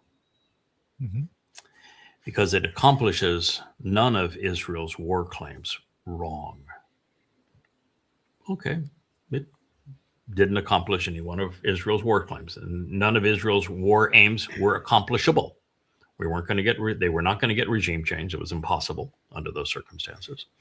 They weren't going to eliminate Iranian missile production. It was impossible under their circumstance. And they were not going to eliminate Iran's nuclear stockpile. They were not going to get any one of those three things done, nor they're going to sow chaos in the region so that they could have Israeli hegemony. So Israel's goals were impossible, but that is not the reason that this deal is a disaster for Israel. God, get your head out of your tuchus, people. Why can't anybody think? That is not the reason that this deal is a disaster for Israel. It's not because they didn't meet their war goals. America didn't meet any of its either. Trump had 4 things he wanted to achieve. He got none of the 4. That isn't the reason it's a disaster. The reason it's a disaster is that Israel was put in a place where it's checkmate. No matter what they do, it's certain destruction of the Israeli state. That is why it's a disaster. They played themselves into checkmate. And they don't even see it yet. They don't even see it yet. Because even see it yet. Rich, God bless him, has been all over X saying to all of those, the Israeli posters that, he told you this was going to happen at this time in this way as a result of this person 2 years ago. He repeated it through tens of thousands of posts, and not one of you listened. And now you know it's for real. What are you going to do? He's the only one who told you what was going to happen. You all disagreed with him, and he was right. Now, how are you going to do? Israel played themselves into checkmate. There is no answer for Israel. Just like we constantly said, there's no way out of this war with Iran other than surrender. And that's what it turned out to be. Well, there's no solution for Israel. It's checkmate. Well, They can't defy Trump, and they can't allow Trump to control them. It's either way. It's certain death immediately one way, and it's certain death a year or two delayed the other. They're looking in the wrong place. They're relying on their rabbis, their rabbinical types, rabbinical Judaism. They're relying on their IDF when they should be relying on Yahowah. On their politicians, Politicians. they're nowhere close to that, because they're so enamored and reliant and egotistical about what they think it means to be Jewish, what they think it means to be Israeli, what they think is their what it is to practice Judaism. What they think about the IDF. They've been played, and their ego and hard-headedness, stiff-necked nature precludes them of realizing that they painted themselves into a corner that there is no way out. And it's going to get hellacious. And there is one solution and only one solution, and there isn't even 1 in a million Israelis that recognize it. Yeah. They're still with the rhetoric of, we're going to just go finish it ourselves. Yeah, they are. Many of them are. Oh yeah, many of them are defiant, saying we're not bound by Trump's agreement. We're going to go finish this ourselves. If Israel were to go and do something aggressive in Iran, the entire world would just squish Israel. Gone. And even if it continues to fight in Lebanon, Trump will squish Israel. And you can brag all you want, Netanyahu, but when you promoted Donald Trump as the second coming of Cyrus and say no American president's ever been as great to Israel, no person in the world has ever been as great to Israel, when we all knew that Trump was the Rahab, that he was the great betrayer of Israel, when you did that, you sealed the fate of your country. You are now the man who destroyed Israel. Touchdown. Yep. All right. We're going to go over this, but we showed this in the next two. You see what that is? That is a picture that was taken by the head of the Iranian parliament. He took a picture of each of the 3 pages of the signed memorandum of understanding. This happens to be page 2 of it. This is page 1 of it. You see over here in the corner, you've got a not a signature. It's just the initial. So it's initialed by the head of the Islamic Parliament of Iran, and it's initialed by Donald Trump. So on page 1 and page 2, and that's very common in legal documents. You're asked to initial each page, so that page itself is memorialized. So in a legal document, you see both parties, the head of the Iranian parliament and POTUS of the United States, both of them have initialed page 1 and page 2. This happens to be page 1. We just showed you page 2. He's going to hold up page 3 with himself. I think the next slide should do it. Oh no, well, we got one here, but we'll find one here. But the fact is, he's holding up page 3. So that's all 3.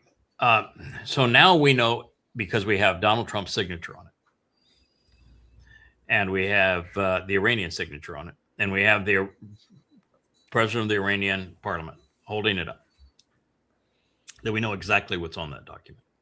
No speculation now, no translation from a third party. That is the document that was signed by Donald Trump in Versailles. And I posted the full disclosure of that on the chat pages of yahowah.com. And on one of those versions, I posted one where I highlighted the difference. I went to the one that Saudi Arabia released yesterday, and then to the one that was actually signed.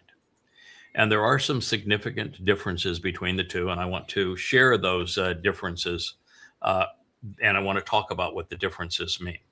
The yellow here that's a difference. So this is one of the most important documents of our modern age. It is the new Treaty of Versailles. It will usher in the destruction of Israel. It is the betrayal of Israel. That is, its primary purpose is to betray Israel. And so it's important to know exactly what's on that document. And let's review it. So it begins, point one, the United States of America and the Islamic Republic of Iran and their allies. You see that, and their allies? The and the allies were not on the document we reviewed yesterday. And their allies. Iran only has one ally in this war, Oman. And the United States has numerous allies, but primarily Israel. So what they're doing here is saying that Israel is bound by this agreement. Mm-hmm. That's a very significant change.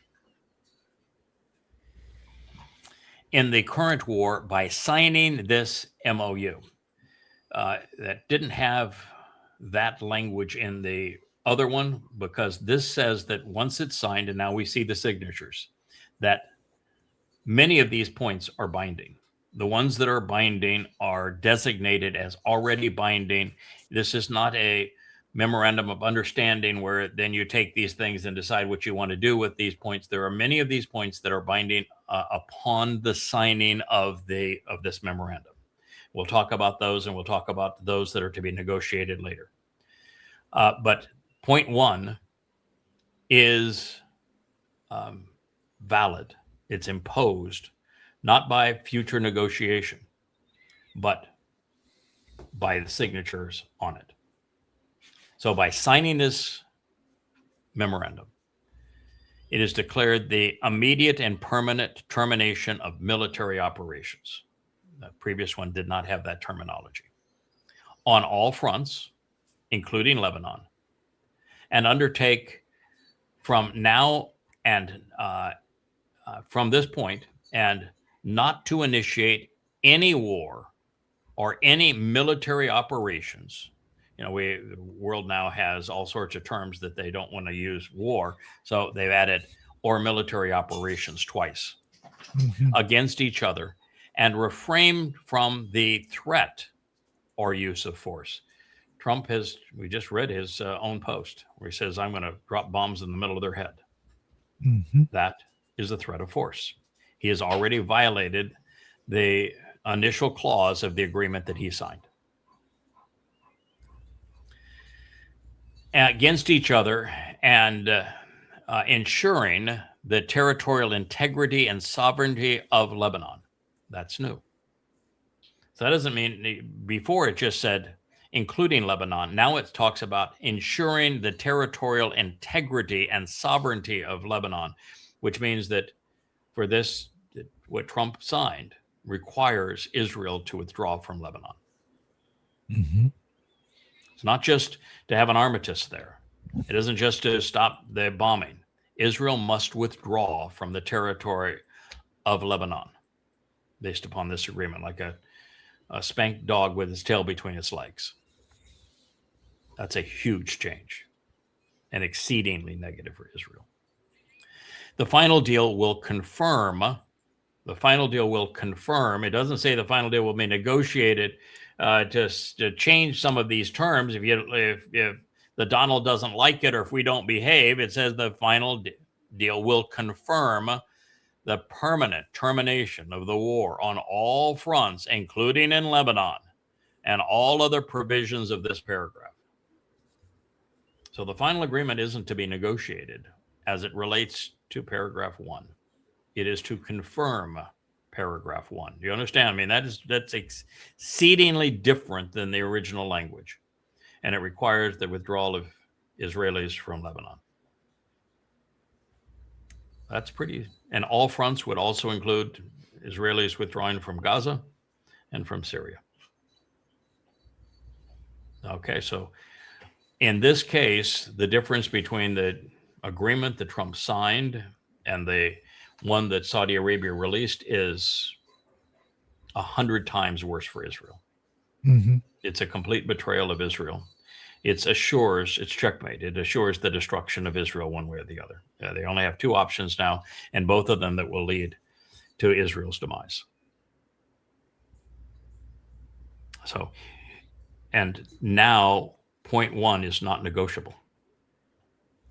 Now, Trump can't say it's a memorandum of understanding. If I don't like the New Deal, we'll start bombing them again. No, you don't have that. You have agreed to commit to this. This is all you can do in the final agreement is affirm this. You don't get to negotiate it. You get to affirm it. That's it.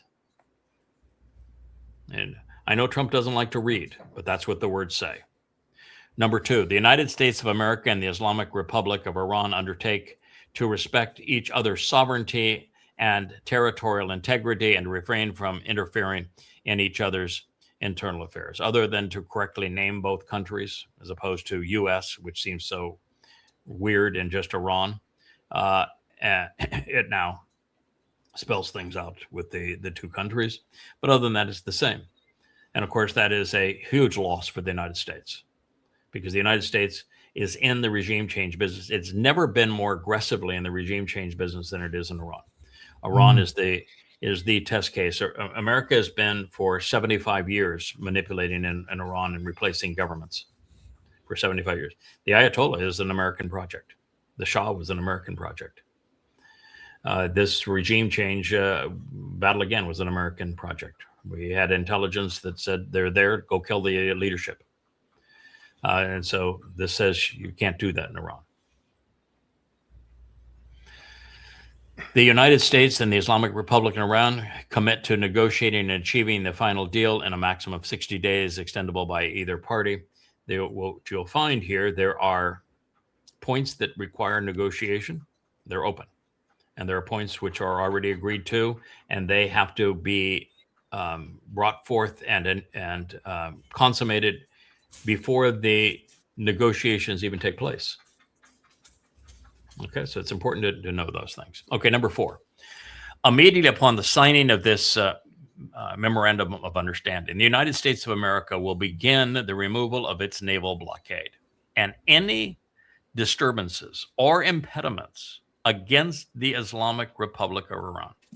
So it's not just removing the blockade. Anything the United States could ever conceive of doing that would disturb or impede the Islamic Republic of Iran has to be eliminated. And they will fully end the naval blockade within 30 days. During this period, the traffic of vessels will be in proportion to the numbers of pre-war traffic being restored by, now it says actually has those terms in there. The words last time said that Iran was going to be in charge. This one now is even clearer in that regard. The traffic is restored by, not the U.S., not a consortium of nations, by the Islamic Republic of Iran. The U.S. is conceding that the Straits of Hormuz belong to Iran. The United States of America further undertakes to remove its forces from the proximity of the Islamic State of Iran. Now, that strait and the Persian Gulf is very narrow. Kuwait, Qatar, Bahrain, the United Arab Emirates, and Saudi Arabia are all in proximity of the Islamic Republic of Iran. Mm-hmm. This isn't a point to be negotiated. This is a point that they have agreed.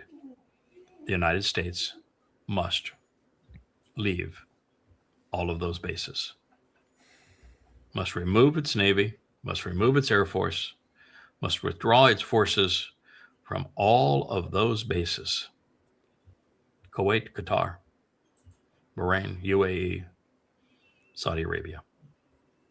How do you like that? Probably Iraq.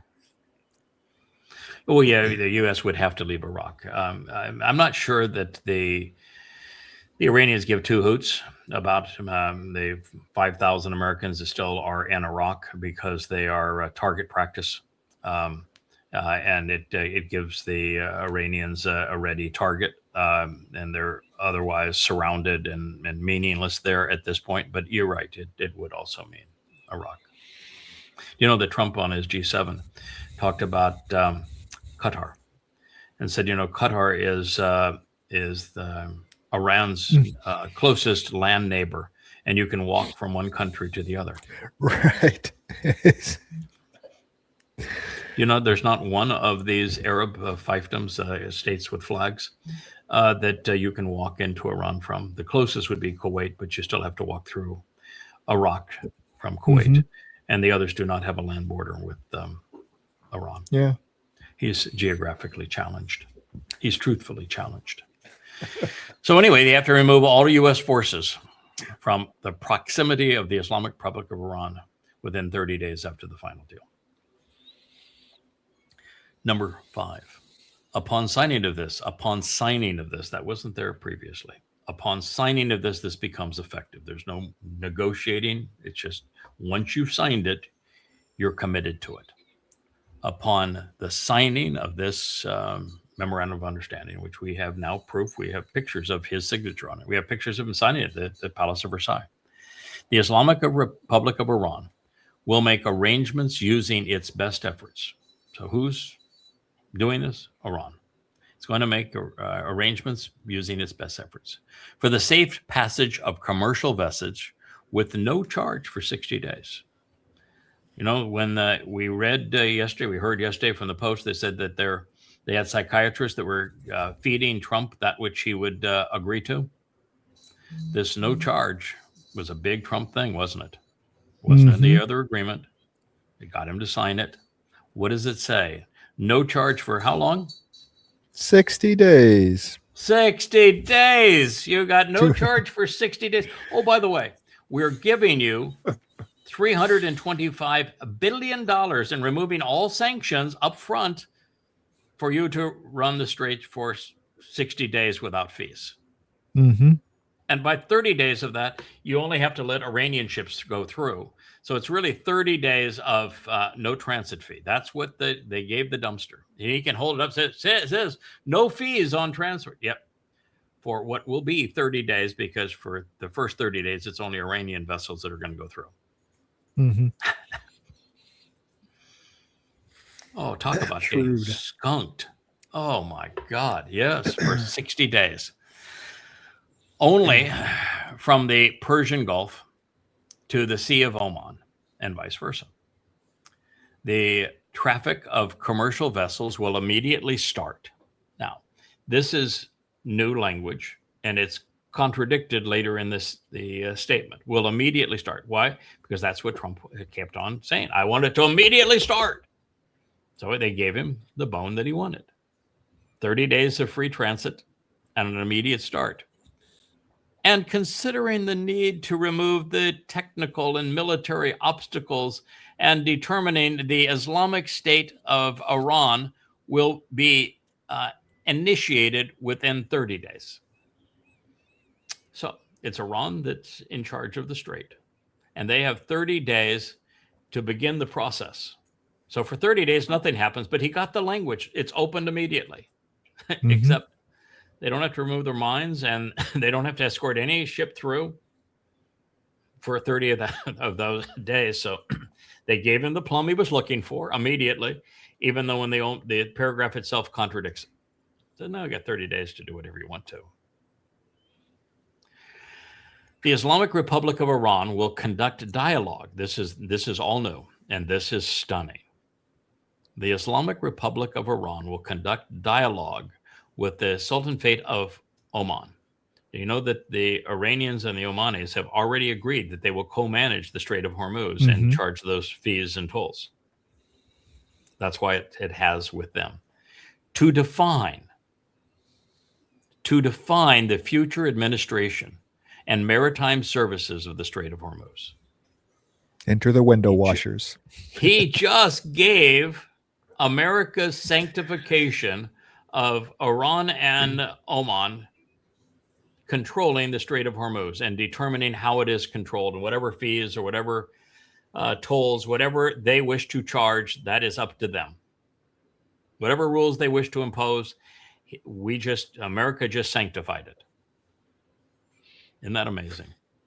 In discussion with, so you got to chit chat with other Persian Gulf littoral states in line with the applicable international law and the sovereign rights of coastal states of the Strait of Hormuz. Now, by the way, the United States is not a signatory to the International Convention on Maritime Traffic. So it can't impose anything, can't dictate anything. It's not even a member. Iran's not a member either.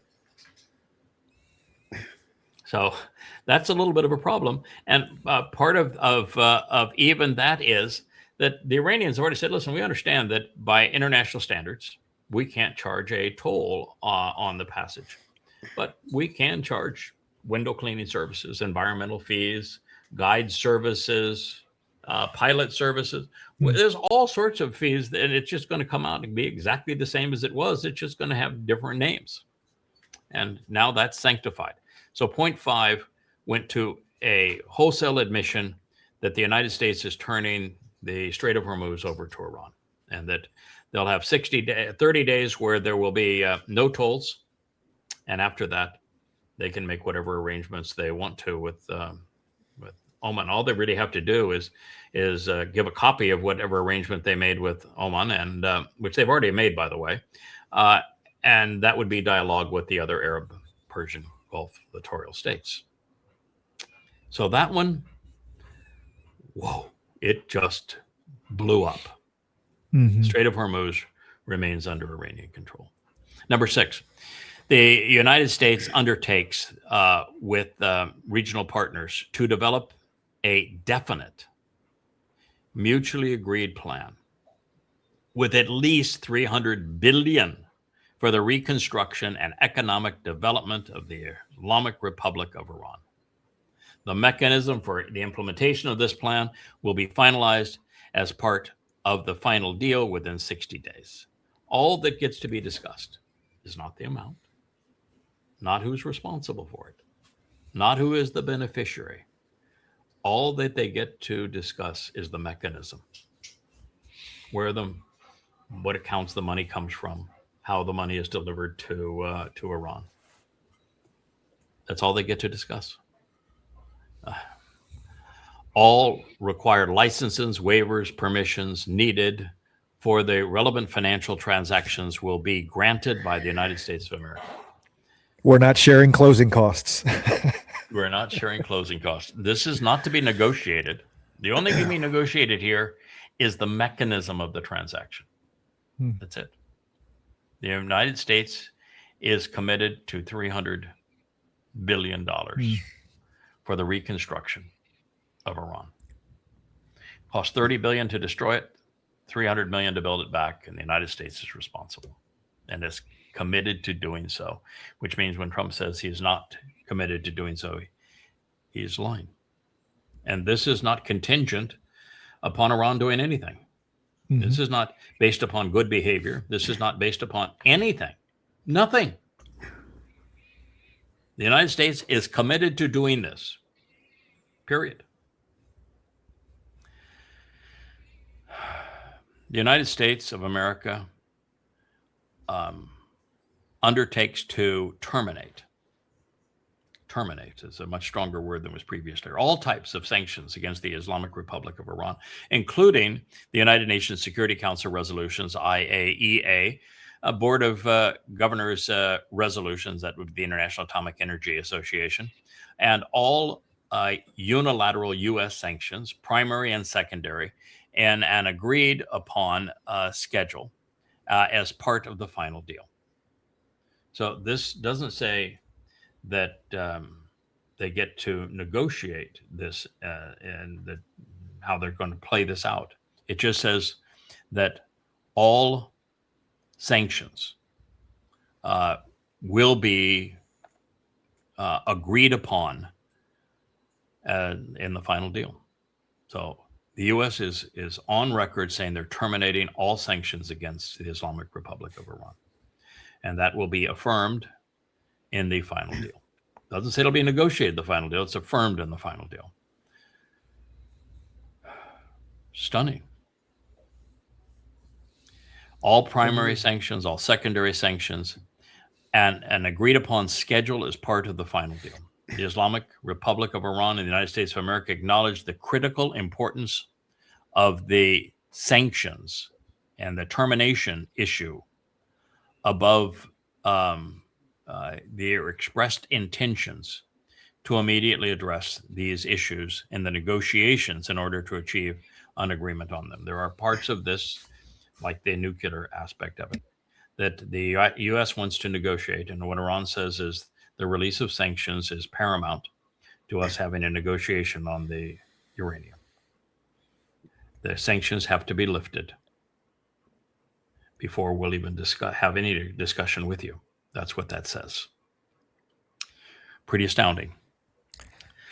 The Islamic Republic of Iran reaffirms that it will not procure or develop nuclear weapons. So it's procure or develop nuclear weapons. That's new. It doesn't say they haven't procured or that they haven't developed, but that they shall not procure or develop nuclear weapons. Now, Trump could say, see, I kept them from having a nuclear bomb. No, you didn't. They had no nuclear bomb before you bombed them. They had 20 years to develop their nuclear bomb. They said they were not, and they didn't. And so you did nothing to stop them. They didn't have one before, and all they're doing is they're reaffirming. So you see, the word reaffirm stayed the same. What Iran is saying is, you didn't convince us not to have a nuclear bomb. We said we were not going to build a nuclear bomb, and we're not going to build a nuclear bomb. There you go. All of this for that. And the Islamic Republic of Iran agreed to resolve the disposition of stockpile enriched material pursuant to the mechanism that will be mutually agreed upon in accordance with the schedule memorialized in paragraph 7. So paragraph 7 is release of all sanctions. So Iran will negotiate this when all sanctions are relieved. And that they will immediately address the issues in negotiation in order to achieve a mutual agreement on them. So point 7 is the complete release of sanctions. If when the U.S. does that, then there will be a negotiation between the two parties on Iran's nuclear fuel. So it's in accordance to the schedule mentions in paragraph 7, the minimum methodology to be downblending on site. The U.S. doesn't get to take it. It's not given to the United States. The methodology would be downblending on site and supervised by the IAEA. However, there's no discussion here on dismantling any of the centrifuges, which they have in 40 different locations. You can take and downgrade 450 kilos of uranium-235 to 20% fissile purity. And Iran's still mining it, still has all their centrifuges, so just make more. I mean, this is a nothing burger here. Mm-hmm.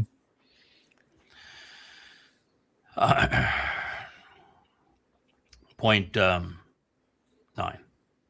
Pending the final deal, the United States and the Islamic Republic of Iran agreed to maintain the status quo, which means that while they're negotiating this over the next 60 days or 120 days, or however long it takes, the Islamic Republic can continue to make as much uranium, enriched uranium, to 90 or 100%, whatever they want. And the U.S. cannot interfere. They can't impose new sanctions. They can't do anything about it. The Iranians can continue to do whatever they've been doing. And so if you don't have a formalized affirmation of this deal, that Iran will just continue to enrich uranium, and there's nothing the U.S. can do about it.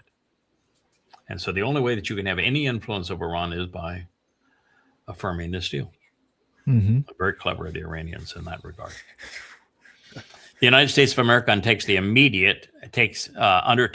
immediately. Immediately means right now, upon the signing of this agreement, not to be negotiated, not to be delayed, not to have Iran show that they will behave. It says immediately upon the signing of this MOU, until the termination of sanctions, the U.S. Department of Treasury waivers for all export on Iranian crude oil, petroleum products, and derivatives, and all the social services.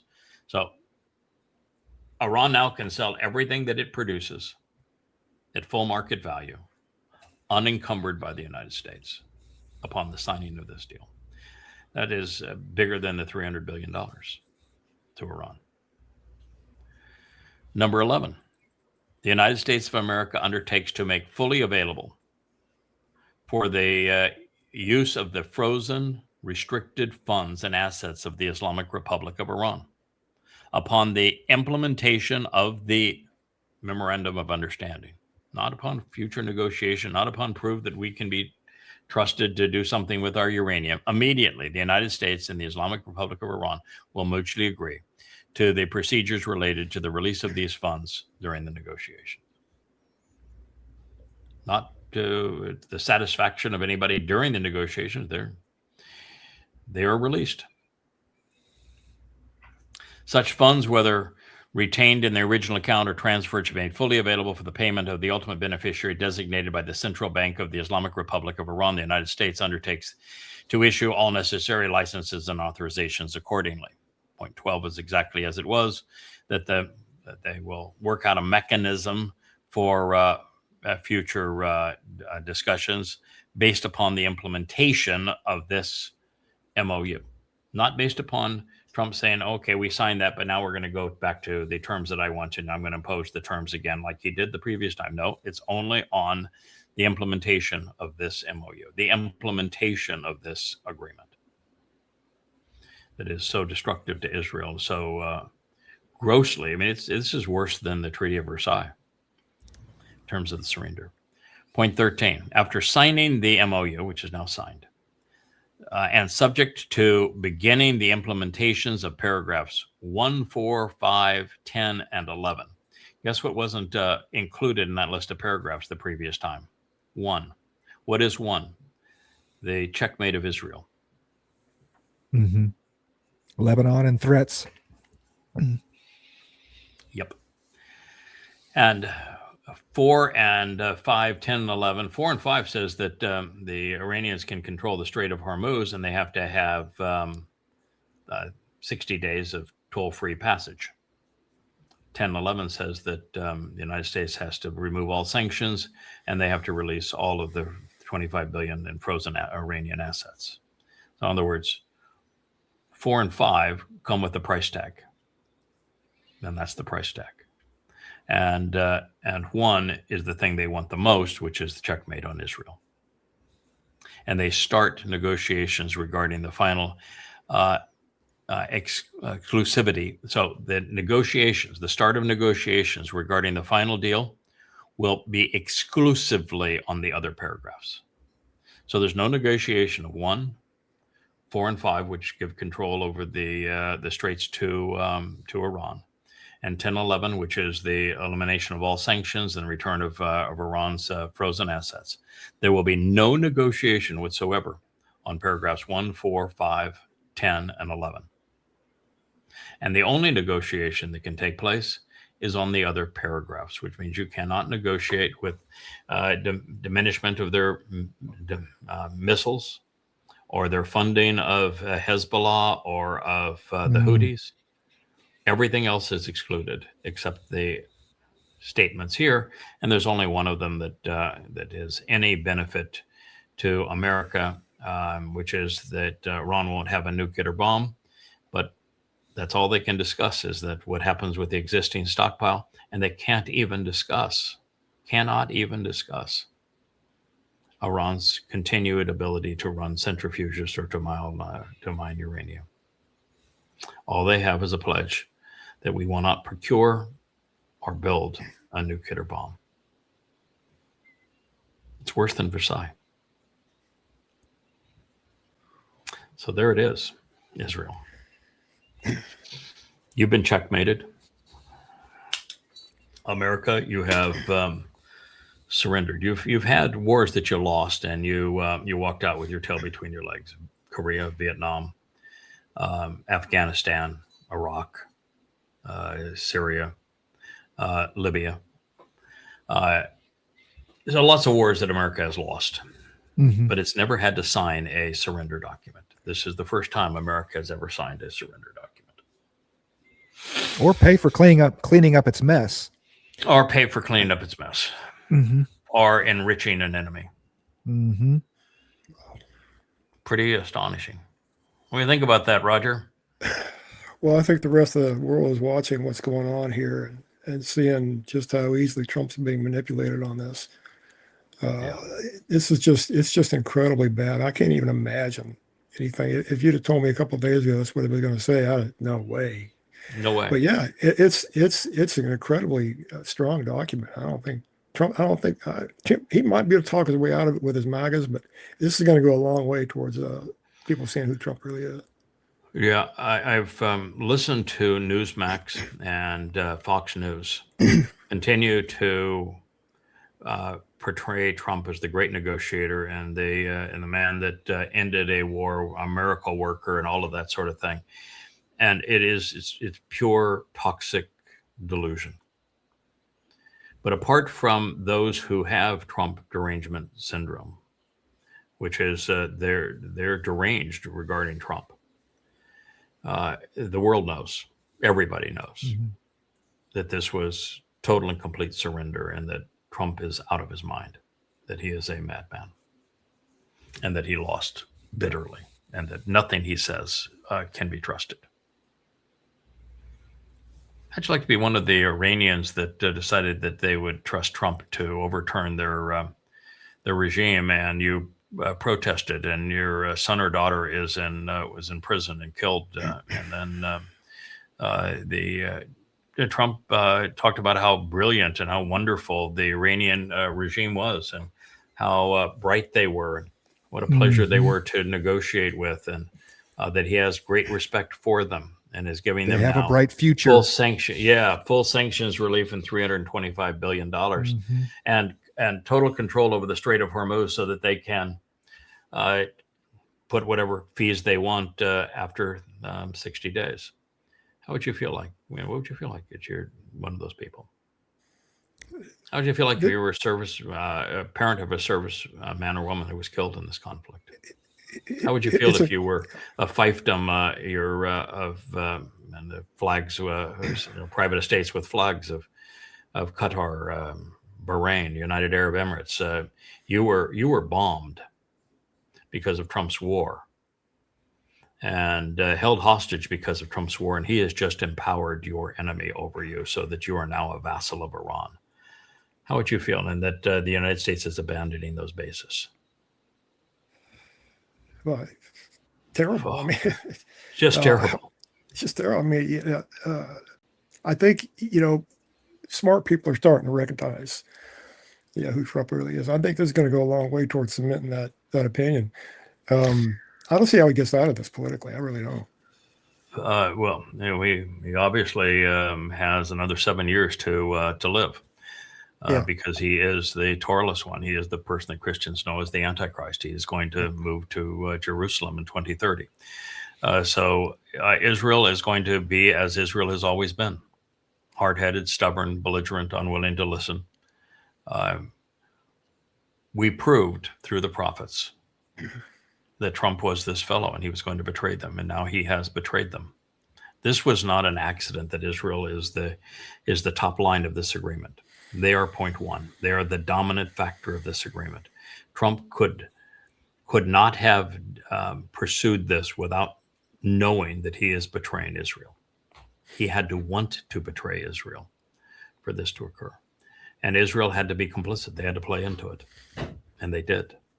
and they were checkmated. And you have no future, Israel. None. And individually, you can return to Yahowah, which is never going to happen as a nation, ever. The Marxists aren't going to return to Yahowah. They don't even know who he is. The religious are not even welcome.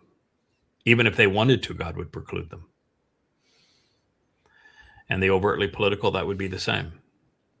So 80+% of Israel's not even in the conversation where they can wake up and return.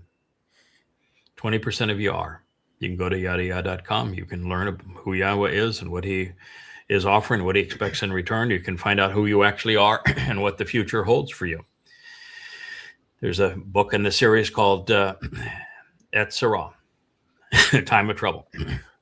825 pages. Read it. Know what the prophets told you was going to happen.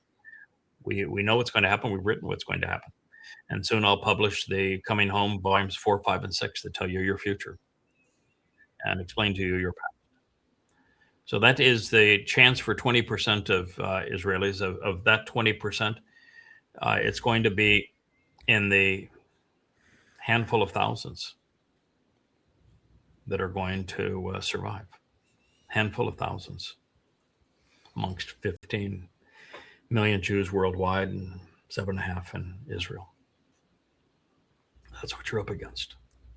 And there's literally, you need to finally admit you played yourself into a corner. There's no way out.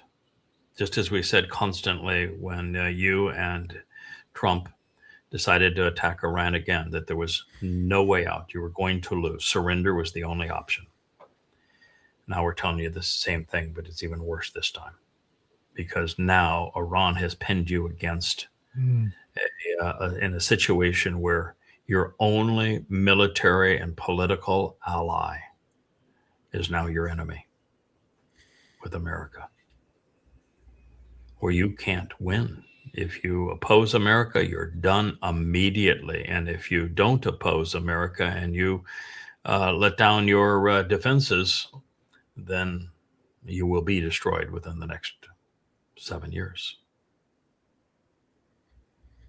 And without Israel, there's no safety for a Jew anywhere in the world. So if you're saying, well, I live in New York, I live in California, I live in Florida, big deal to me. You destroy Israel, which is what this does. Then you're back in the situation of Jews before the Holocaust. And don't think it won't happen. Anti-Semitism is far worse right now than it was during the Holocaust. Much more overt, much more popular, much more widespread, much more deeply felt. And it's being promoted by Marxists, by Christians, and by Muslims. There's of socialists in the world today, there's well over 1 billion, about 1.5 billion. 2.5 billion Christians, 2 billion Muslims. It's the majority of the world, vast majority of the world, hate you. And you did this to yourselves. So are you in a position where you're actually going to face reality? That you rejected God, you wrote his name out of your lives, you erased his name. You don't know that Dode is his beloved son, his chosen one. You don't know even what that means. You don't know that he's the one that fulfilled Pesach, Matzah, and Bekorim, or what those days represent. You don't know that he's returning as king. And what you don't know is going to destroy you. What did Hosea write? My people are destroyed. Destroyed for lack of knowledge. You don't know these things. And you can continue to be belligerent and to accept the rabbis and accept their politicians and accept the IDF. But you need to know that the IDF is run by Marxists. You need to know that your government has betrayed you. You need to know that the rabbis are thugs, that they're parasites. You've got a really dysfunctional situation, Israel. It's time to stand up. Yeah, Israel Security Cabinet officials frustrated with U.S.-Iran MOU. You did this to yourselves. So what if you're frustrated? Are you going to deal with it or not? You did this to yourselves. Nobody else to blame. Your prophets told you that Trump was Rahab and you paid no attention to it. Officials frustrated. And maybe we find another topic here. I'll talk about anything else that you oh my. The G7. G7, yeah, against G7 announced that Israel must engage in a ceasefire in Lebanon. There you go. I'm sure we'll get right on that. Yeah. Well, yeah. So what? Now you have the G7 going all in on Iran's side. Get out. Israel, you cannot defend yourself against Hezbollah anymore. Take those rockets. Mm-hmm. But you did this to yourself. Yeah, the U.S. has, I don't know if the U.S. has ever released the official document, but the very moment that the head of the Iranian parliament held it up and had the pictures taken of it with Trump's signature, it was all over. Mm-hmm. At that point, I have compared that picture to what I just read with you. They are identical. Ugh. Now here is somebody, David Horowitz, Times of Israel. Trump's deal is a catastrophic capitulation to Iran's aggressors, leaving Israel's vulnerable and constrained. Yeah, isolated, vulnerable. Checkmate, sir. I know if you're in Israel, you don't want to say it's checkmate, but that's what it is. It's checkmate. It's over. Mm-hmm. You have no move. That's what checkmate means, is that there is no move left on the board for you that you don't lose. And in this case, it's you're losing your country.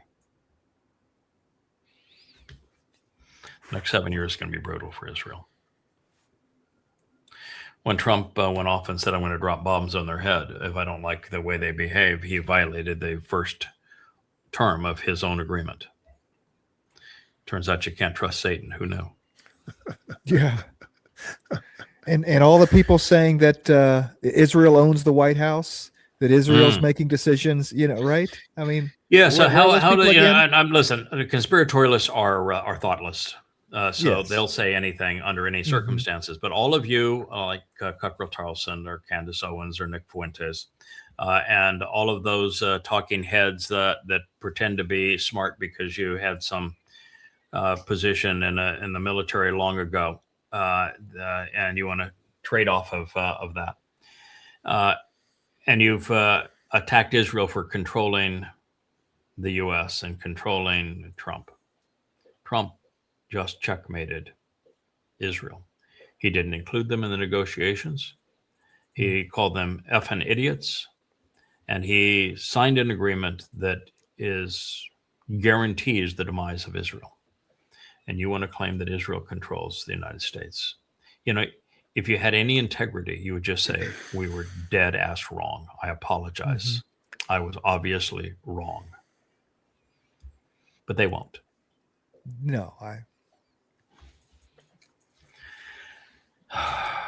Why do so many people believe such stupidity? It's all from Revelation. They want to make Revelation so real now. And Revelation is really nothing but a crappy job of plagiarizing and paraphrasing. Its primary source is the book of Ezekiel, which is satanic. I mean, literally satanic. The presentation of its God is from the occult. It is from the astrological pagan beliefs and the pagan gods of Babylon. That's how their God is presented. The primary theme of the book and the first 2/3 of it is 25 ways to torture and kill Jews. In that first 2/3, there is 2 grotesque rape scenes where the Satan is graphic in raping Jewish women. I mean, it's really graphic. And the final 1/3 is Satan replacing the Moedim of Yahowah with his own festivals, and adding Do Nothing Day and Full Moon Day and All Idiots Day. And then on top of all of that, he takes and pretends that the Temple Mount doesn't even exist. Jerusalem doesn't exist. We're going to wipe it out. We're going to pave over all of Jerusalem, most of Judea, bury what was the Temple Mount. And we're going to build this monstrosity with the Coppercon, Measure Man, Donald Trump being the real estate developer for the naming rights of this new temple. It is purely satanic, and the book that is plagiarized most commonly in Revelation 38 times is Ezekiel. So this is it's nothing but religious trash, and it's obviously not true. It was so easy to prove that Ezekiel isn't true. Mm-hmm. And why do people believe this rot? I mean, you're just being played for a fool. Well, leading up to today, if you wanted to live, you pretty much had to in certain parts of the world. Middle Ages, you didn't agree with the church, you weren't around very long. Yes, true. You're tortured to death. Tortured you to death. So, a lot of it's indoctrination and fear. Yeah. I understand how Christianity came into being. Paul, who wrote the first 14 books, and the next 3 were written by his publicists and his propagandists, his faith healer, that Paul created the myth of Jesus. He called the myth of Jews killing Jesus. And he misquoted God, but the people he was writing to didn't know any better. They still don't know any better. Mm-hmm. And I understand that Paul died completely alone and embarrassed, unable to convince anybody during his life. But I also understand that there were Romans that saw that they could manipulate this, beginning with Marcion, and that this was a variation of paganism and Gnosticism, and this could be used to control people. And they used it. And they didn't have to convince very many people to believe this nonsense. And then in the early 4th century, at Nicaea, the emerging Roman Catholic Church voted on the deification of Iesou Christou. That was the purpose. Before then, he had just been a man. They voted to deify him, to make God a man. And after a while, the Romans realized that this was really a very effective control mechanism. And it was Theodosius that imposed Christianity as the only authorized religion of the Roman Empire. And at the same time, he imposed feudalism. And it became nothing but a control mechanism. There's nothing more powerful than religion and politics merged. And the merger was of this beast. And once they were merged, then politics and religion merged, and and that was the only legal version. And they just simply imposed terror to get people to capitulate. And most people won't stand up to terror. Very few people will. And you do that long enough, and the people finally just give up. They won't fight it anymore. And you finally get to a point where you can remove the terror, but people are so indoctrinated that they can't think themselves out of their plight. I mean, it's so obvious that Christianity isn't true. I mean, God's not a man. Men cannot kill God. Bodily resurrection is counterproductive. Every citation in the New Testament of the Torah, prophets, and Psalms is erroneous. There's no mention of a Jesus. There's no mention of a Christ anywhere in the Torah, prophets, and Psalms. He cannot be the big kahuna if there's no mention of the kahuna. Mm-hmm. I mean, it's just obviously false, every bit of it.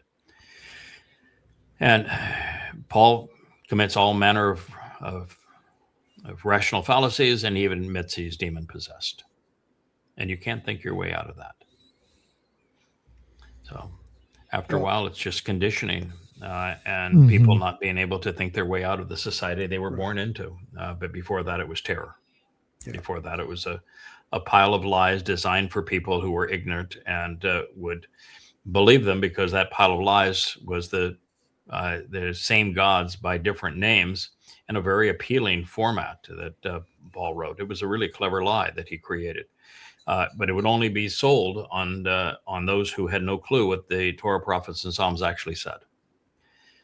And so that's how it all came to be, and now you got 2.5 billion people fooled by what is satanic. Wrapping it up. Yeah. Yeah, Look at today- the birth of Islam. Same, even worse. Yeah, today you go to small town America, you got a steeple on every corner just about. Yeah, you do. Everybody in the town is Christian. Mhm. If you move there, you're kind of expected to be that, Right. you know. Right. So you know, it's got its claws in even today, pretty heavily. Correct. Even though in major cities, Christianity is on the way out. It's as a religion in America, it's gone from like 90+% of Americans were Christians and acknowledged they were Christians, down to about 35% today. So it is, Christianity is dying as a religion. Islam would die too, but you die if you renounce the religion. So most people have a tendency not to sacrifice their own lives just to renounce a religion, so they go along. But in Christianity, where there's no longer the penalty of death for renouncing the religion is failing at a very rapid rate. But it couldn't happen fast enough. Yeah. Okay, my friend, we'll do one more. And thank you, Roger, for participating. I'm sorry to be so detailed in the presentation of the memorandum of understanding, but I thought it was important to go over. This is the final version of it. We have absolute verification. This is the final version, and it is across the board hugely worse for Israel and for the United States. I think it's important to get it out. It's important to get it out there, that people know. Yeah, they know about it. Look at this sweet girl next door. And she signs up because somebody fed her a bunch of bullshit on patriotism and on the military. And she signs up for this, and she comes back in a coffin. Oh, and it's so wonderful that she's saluted by the other buffoons who have been suckered into the same deal. You know, join the Navy, become a pirate. Join the military, become a thug. Work for Satan. See how it works out for you. And the fact is that everything about militaries around the world, and is particularly true in the United States, is untrue. They aren't protectors of freedom. They rob freedom. They aren't productive. They are destructive. Don't do it. Don't join. Don't participate. Be in opposition to it. There is no circumstances where the United States military ensured American liberty. It destroys it. And it doesn't build America's reputation in the world. It eviscerates it. And the American military has lost every war, including Korea, and Vietnam, lost in Libya, losing in Ukraine, Afghanistan, Iraq, and now in Iran. We lost to the Houthis, for crying out loud. You know, America's military has lost every war. Yep. A lot of money squandered. Here, America's military squandered $30 billion to lose a war where the reparations were $325 billion. And the ceding of the Strait of Hormuz to the very people who did not control it before the war. And at the same time, surrendering the fate of your only real ally in Israel. Well, Go ahead, Roger. these poor kids, you know, that they're seducing into this. I watched a commercial the other night. Had to watch it. It's on TV, and it was a picture of a guy. You only see the guy. You saw his hands, and he was sitting on the back of a truck, and he was firing off a Browning into a machine gun, which is the biggest machine gun that you can get, downrange for about 15 or 20 seconds. And that was their kicker to come join the Army. Right? I guess it was the Marine Corps, actually. You know, so they're promoting a culture of death, and it starts in the commercials, and it goes on through the training, and then you know, and I saw it in my kids. Yeah, it's a terrible thing, and it leaves a permanent scar. Sure does. On the people who do it, and it's all based upon propaganda and lies, and it's a real travesty that we get sucked into this, and that it costs our nation, or any nation, the flower of its youth. There's no heroism in what happened.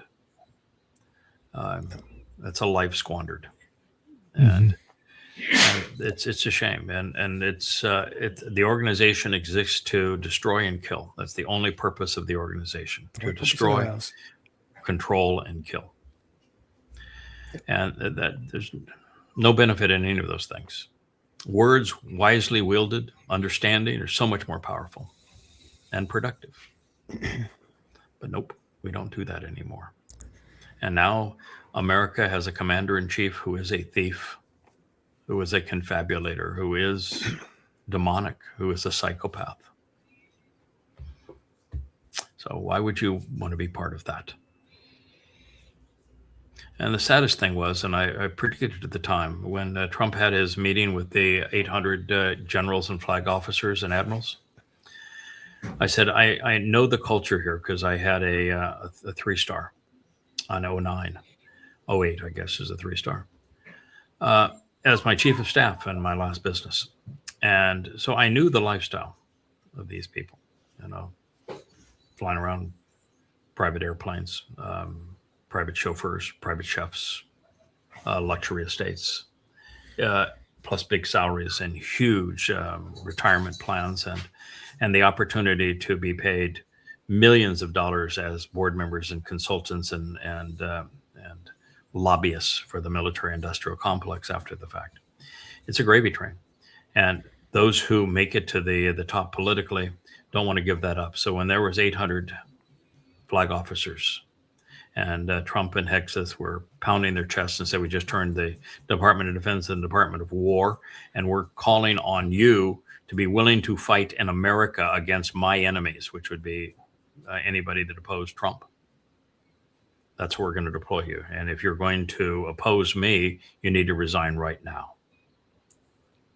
And I said at the time that fewer than 10% will have the conscience to resign, the character to resign. There were 8 of them.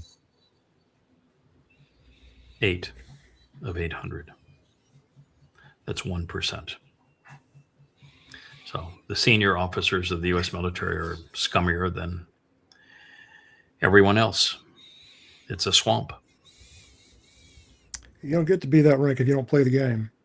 Nope. And they're in it up to their eyeballs. They're not to be trusted. They would go to war in the United States, and they will be called to war in the United States. When Trump loses Congress in the midterms, he's going to have martial law to keep from having elections 4 years hence to stay in the White House through 2030. And so it's going to be martial law. He's going to use ICE, which is his own private military, and he's going to use the U.S. military to impose martial law and to oppose him being booted from power. He's not going to get that ballroom built in the next 2 years.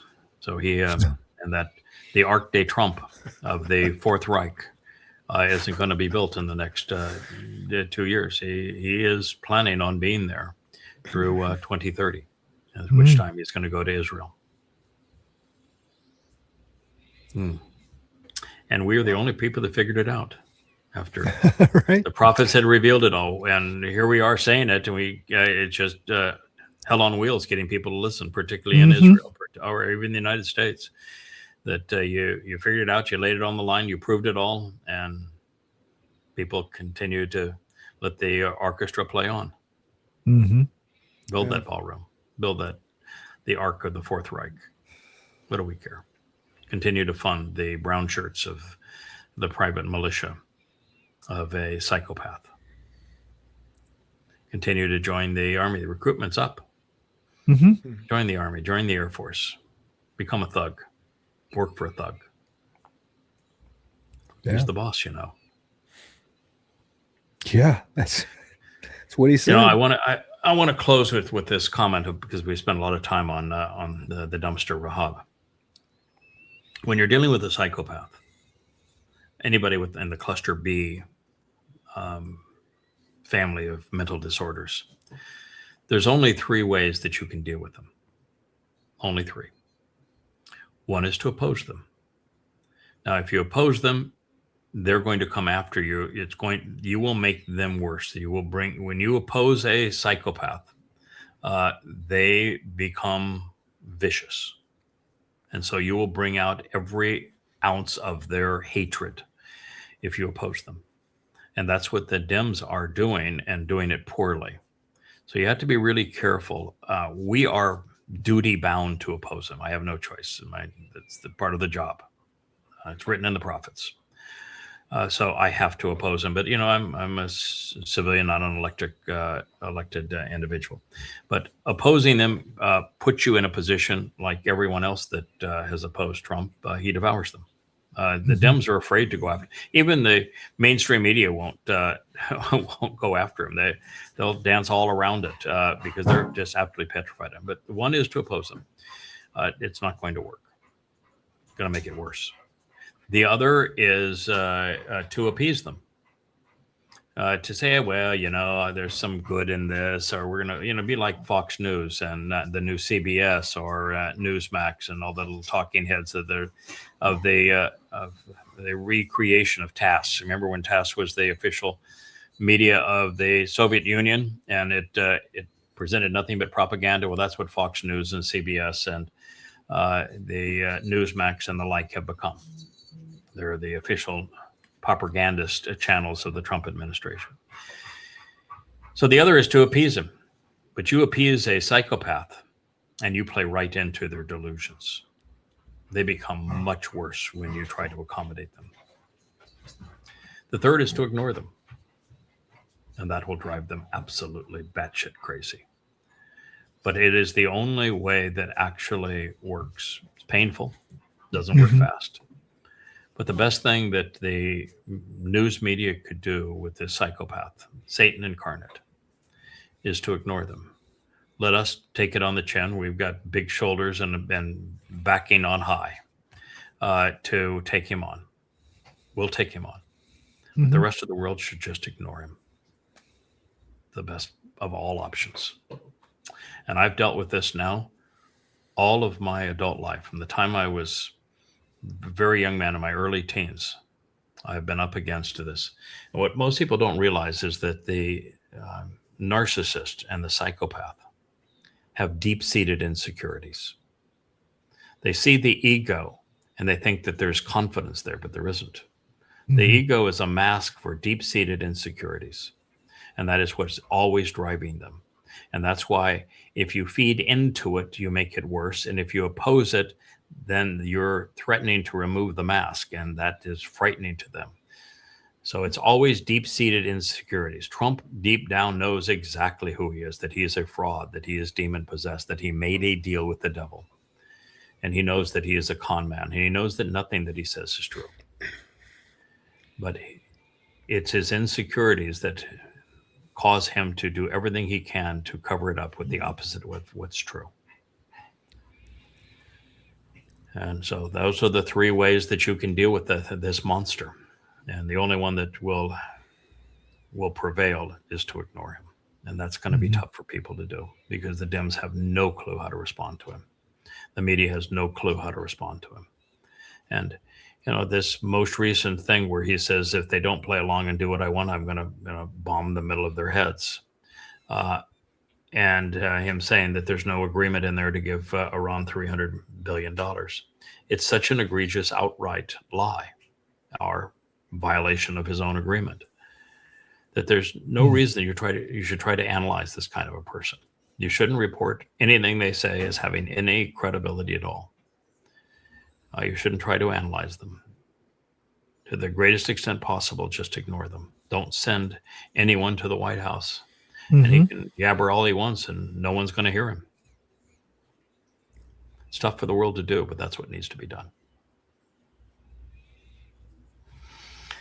All right. Well, I thank you for a great program. We've done 2 hours and 30 minutes. That's a long program. Roger, thank you for being with us and all of this. Always great to have you as part of this program. Glad to be here. Glad to be here. Yeah, love your essays on the Torah as well. Thank you for doing them. And Kevin, great work behind the scenes and in front of the scenes and all the things that you're doing to keep this family together. We appreciate you, and thank you, Rich, for managing the controls behind the scene. We're grateful. Couldn't do this without you. Not a problem. Good day. Good day. Hey there, thanks for tuning in. That was Fetch. Gotta run now. Catch y'all on our next podcast.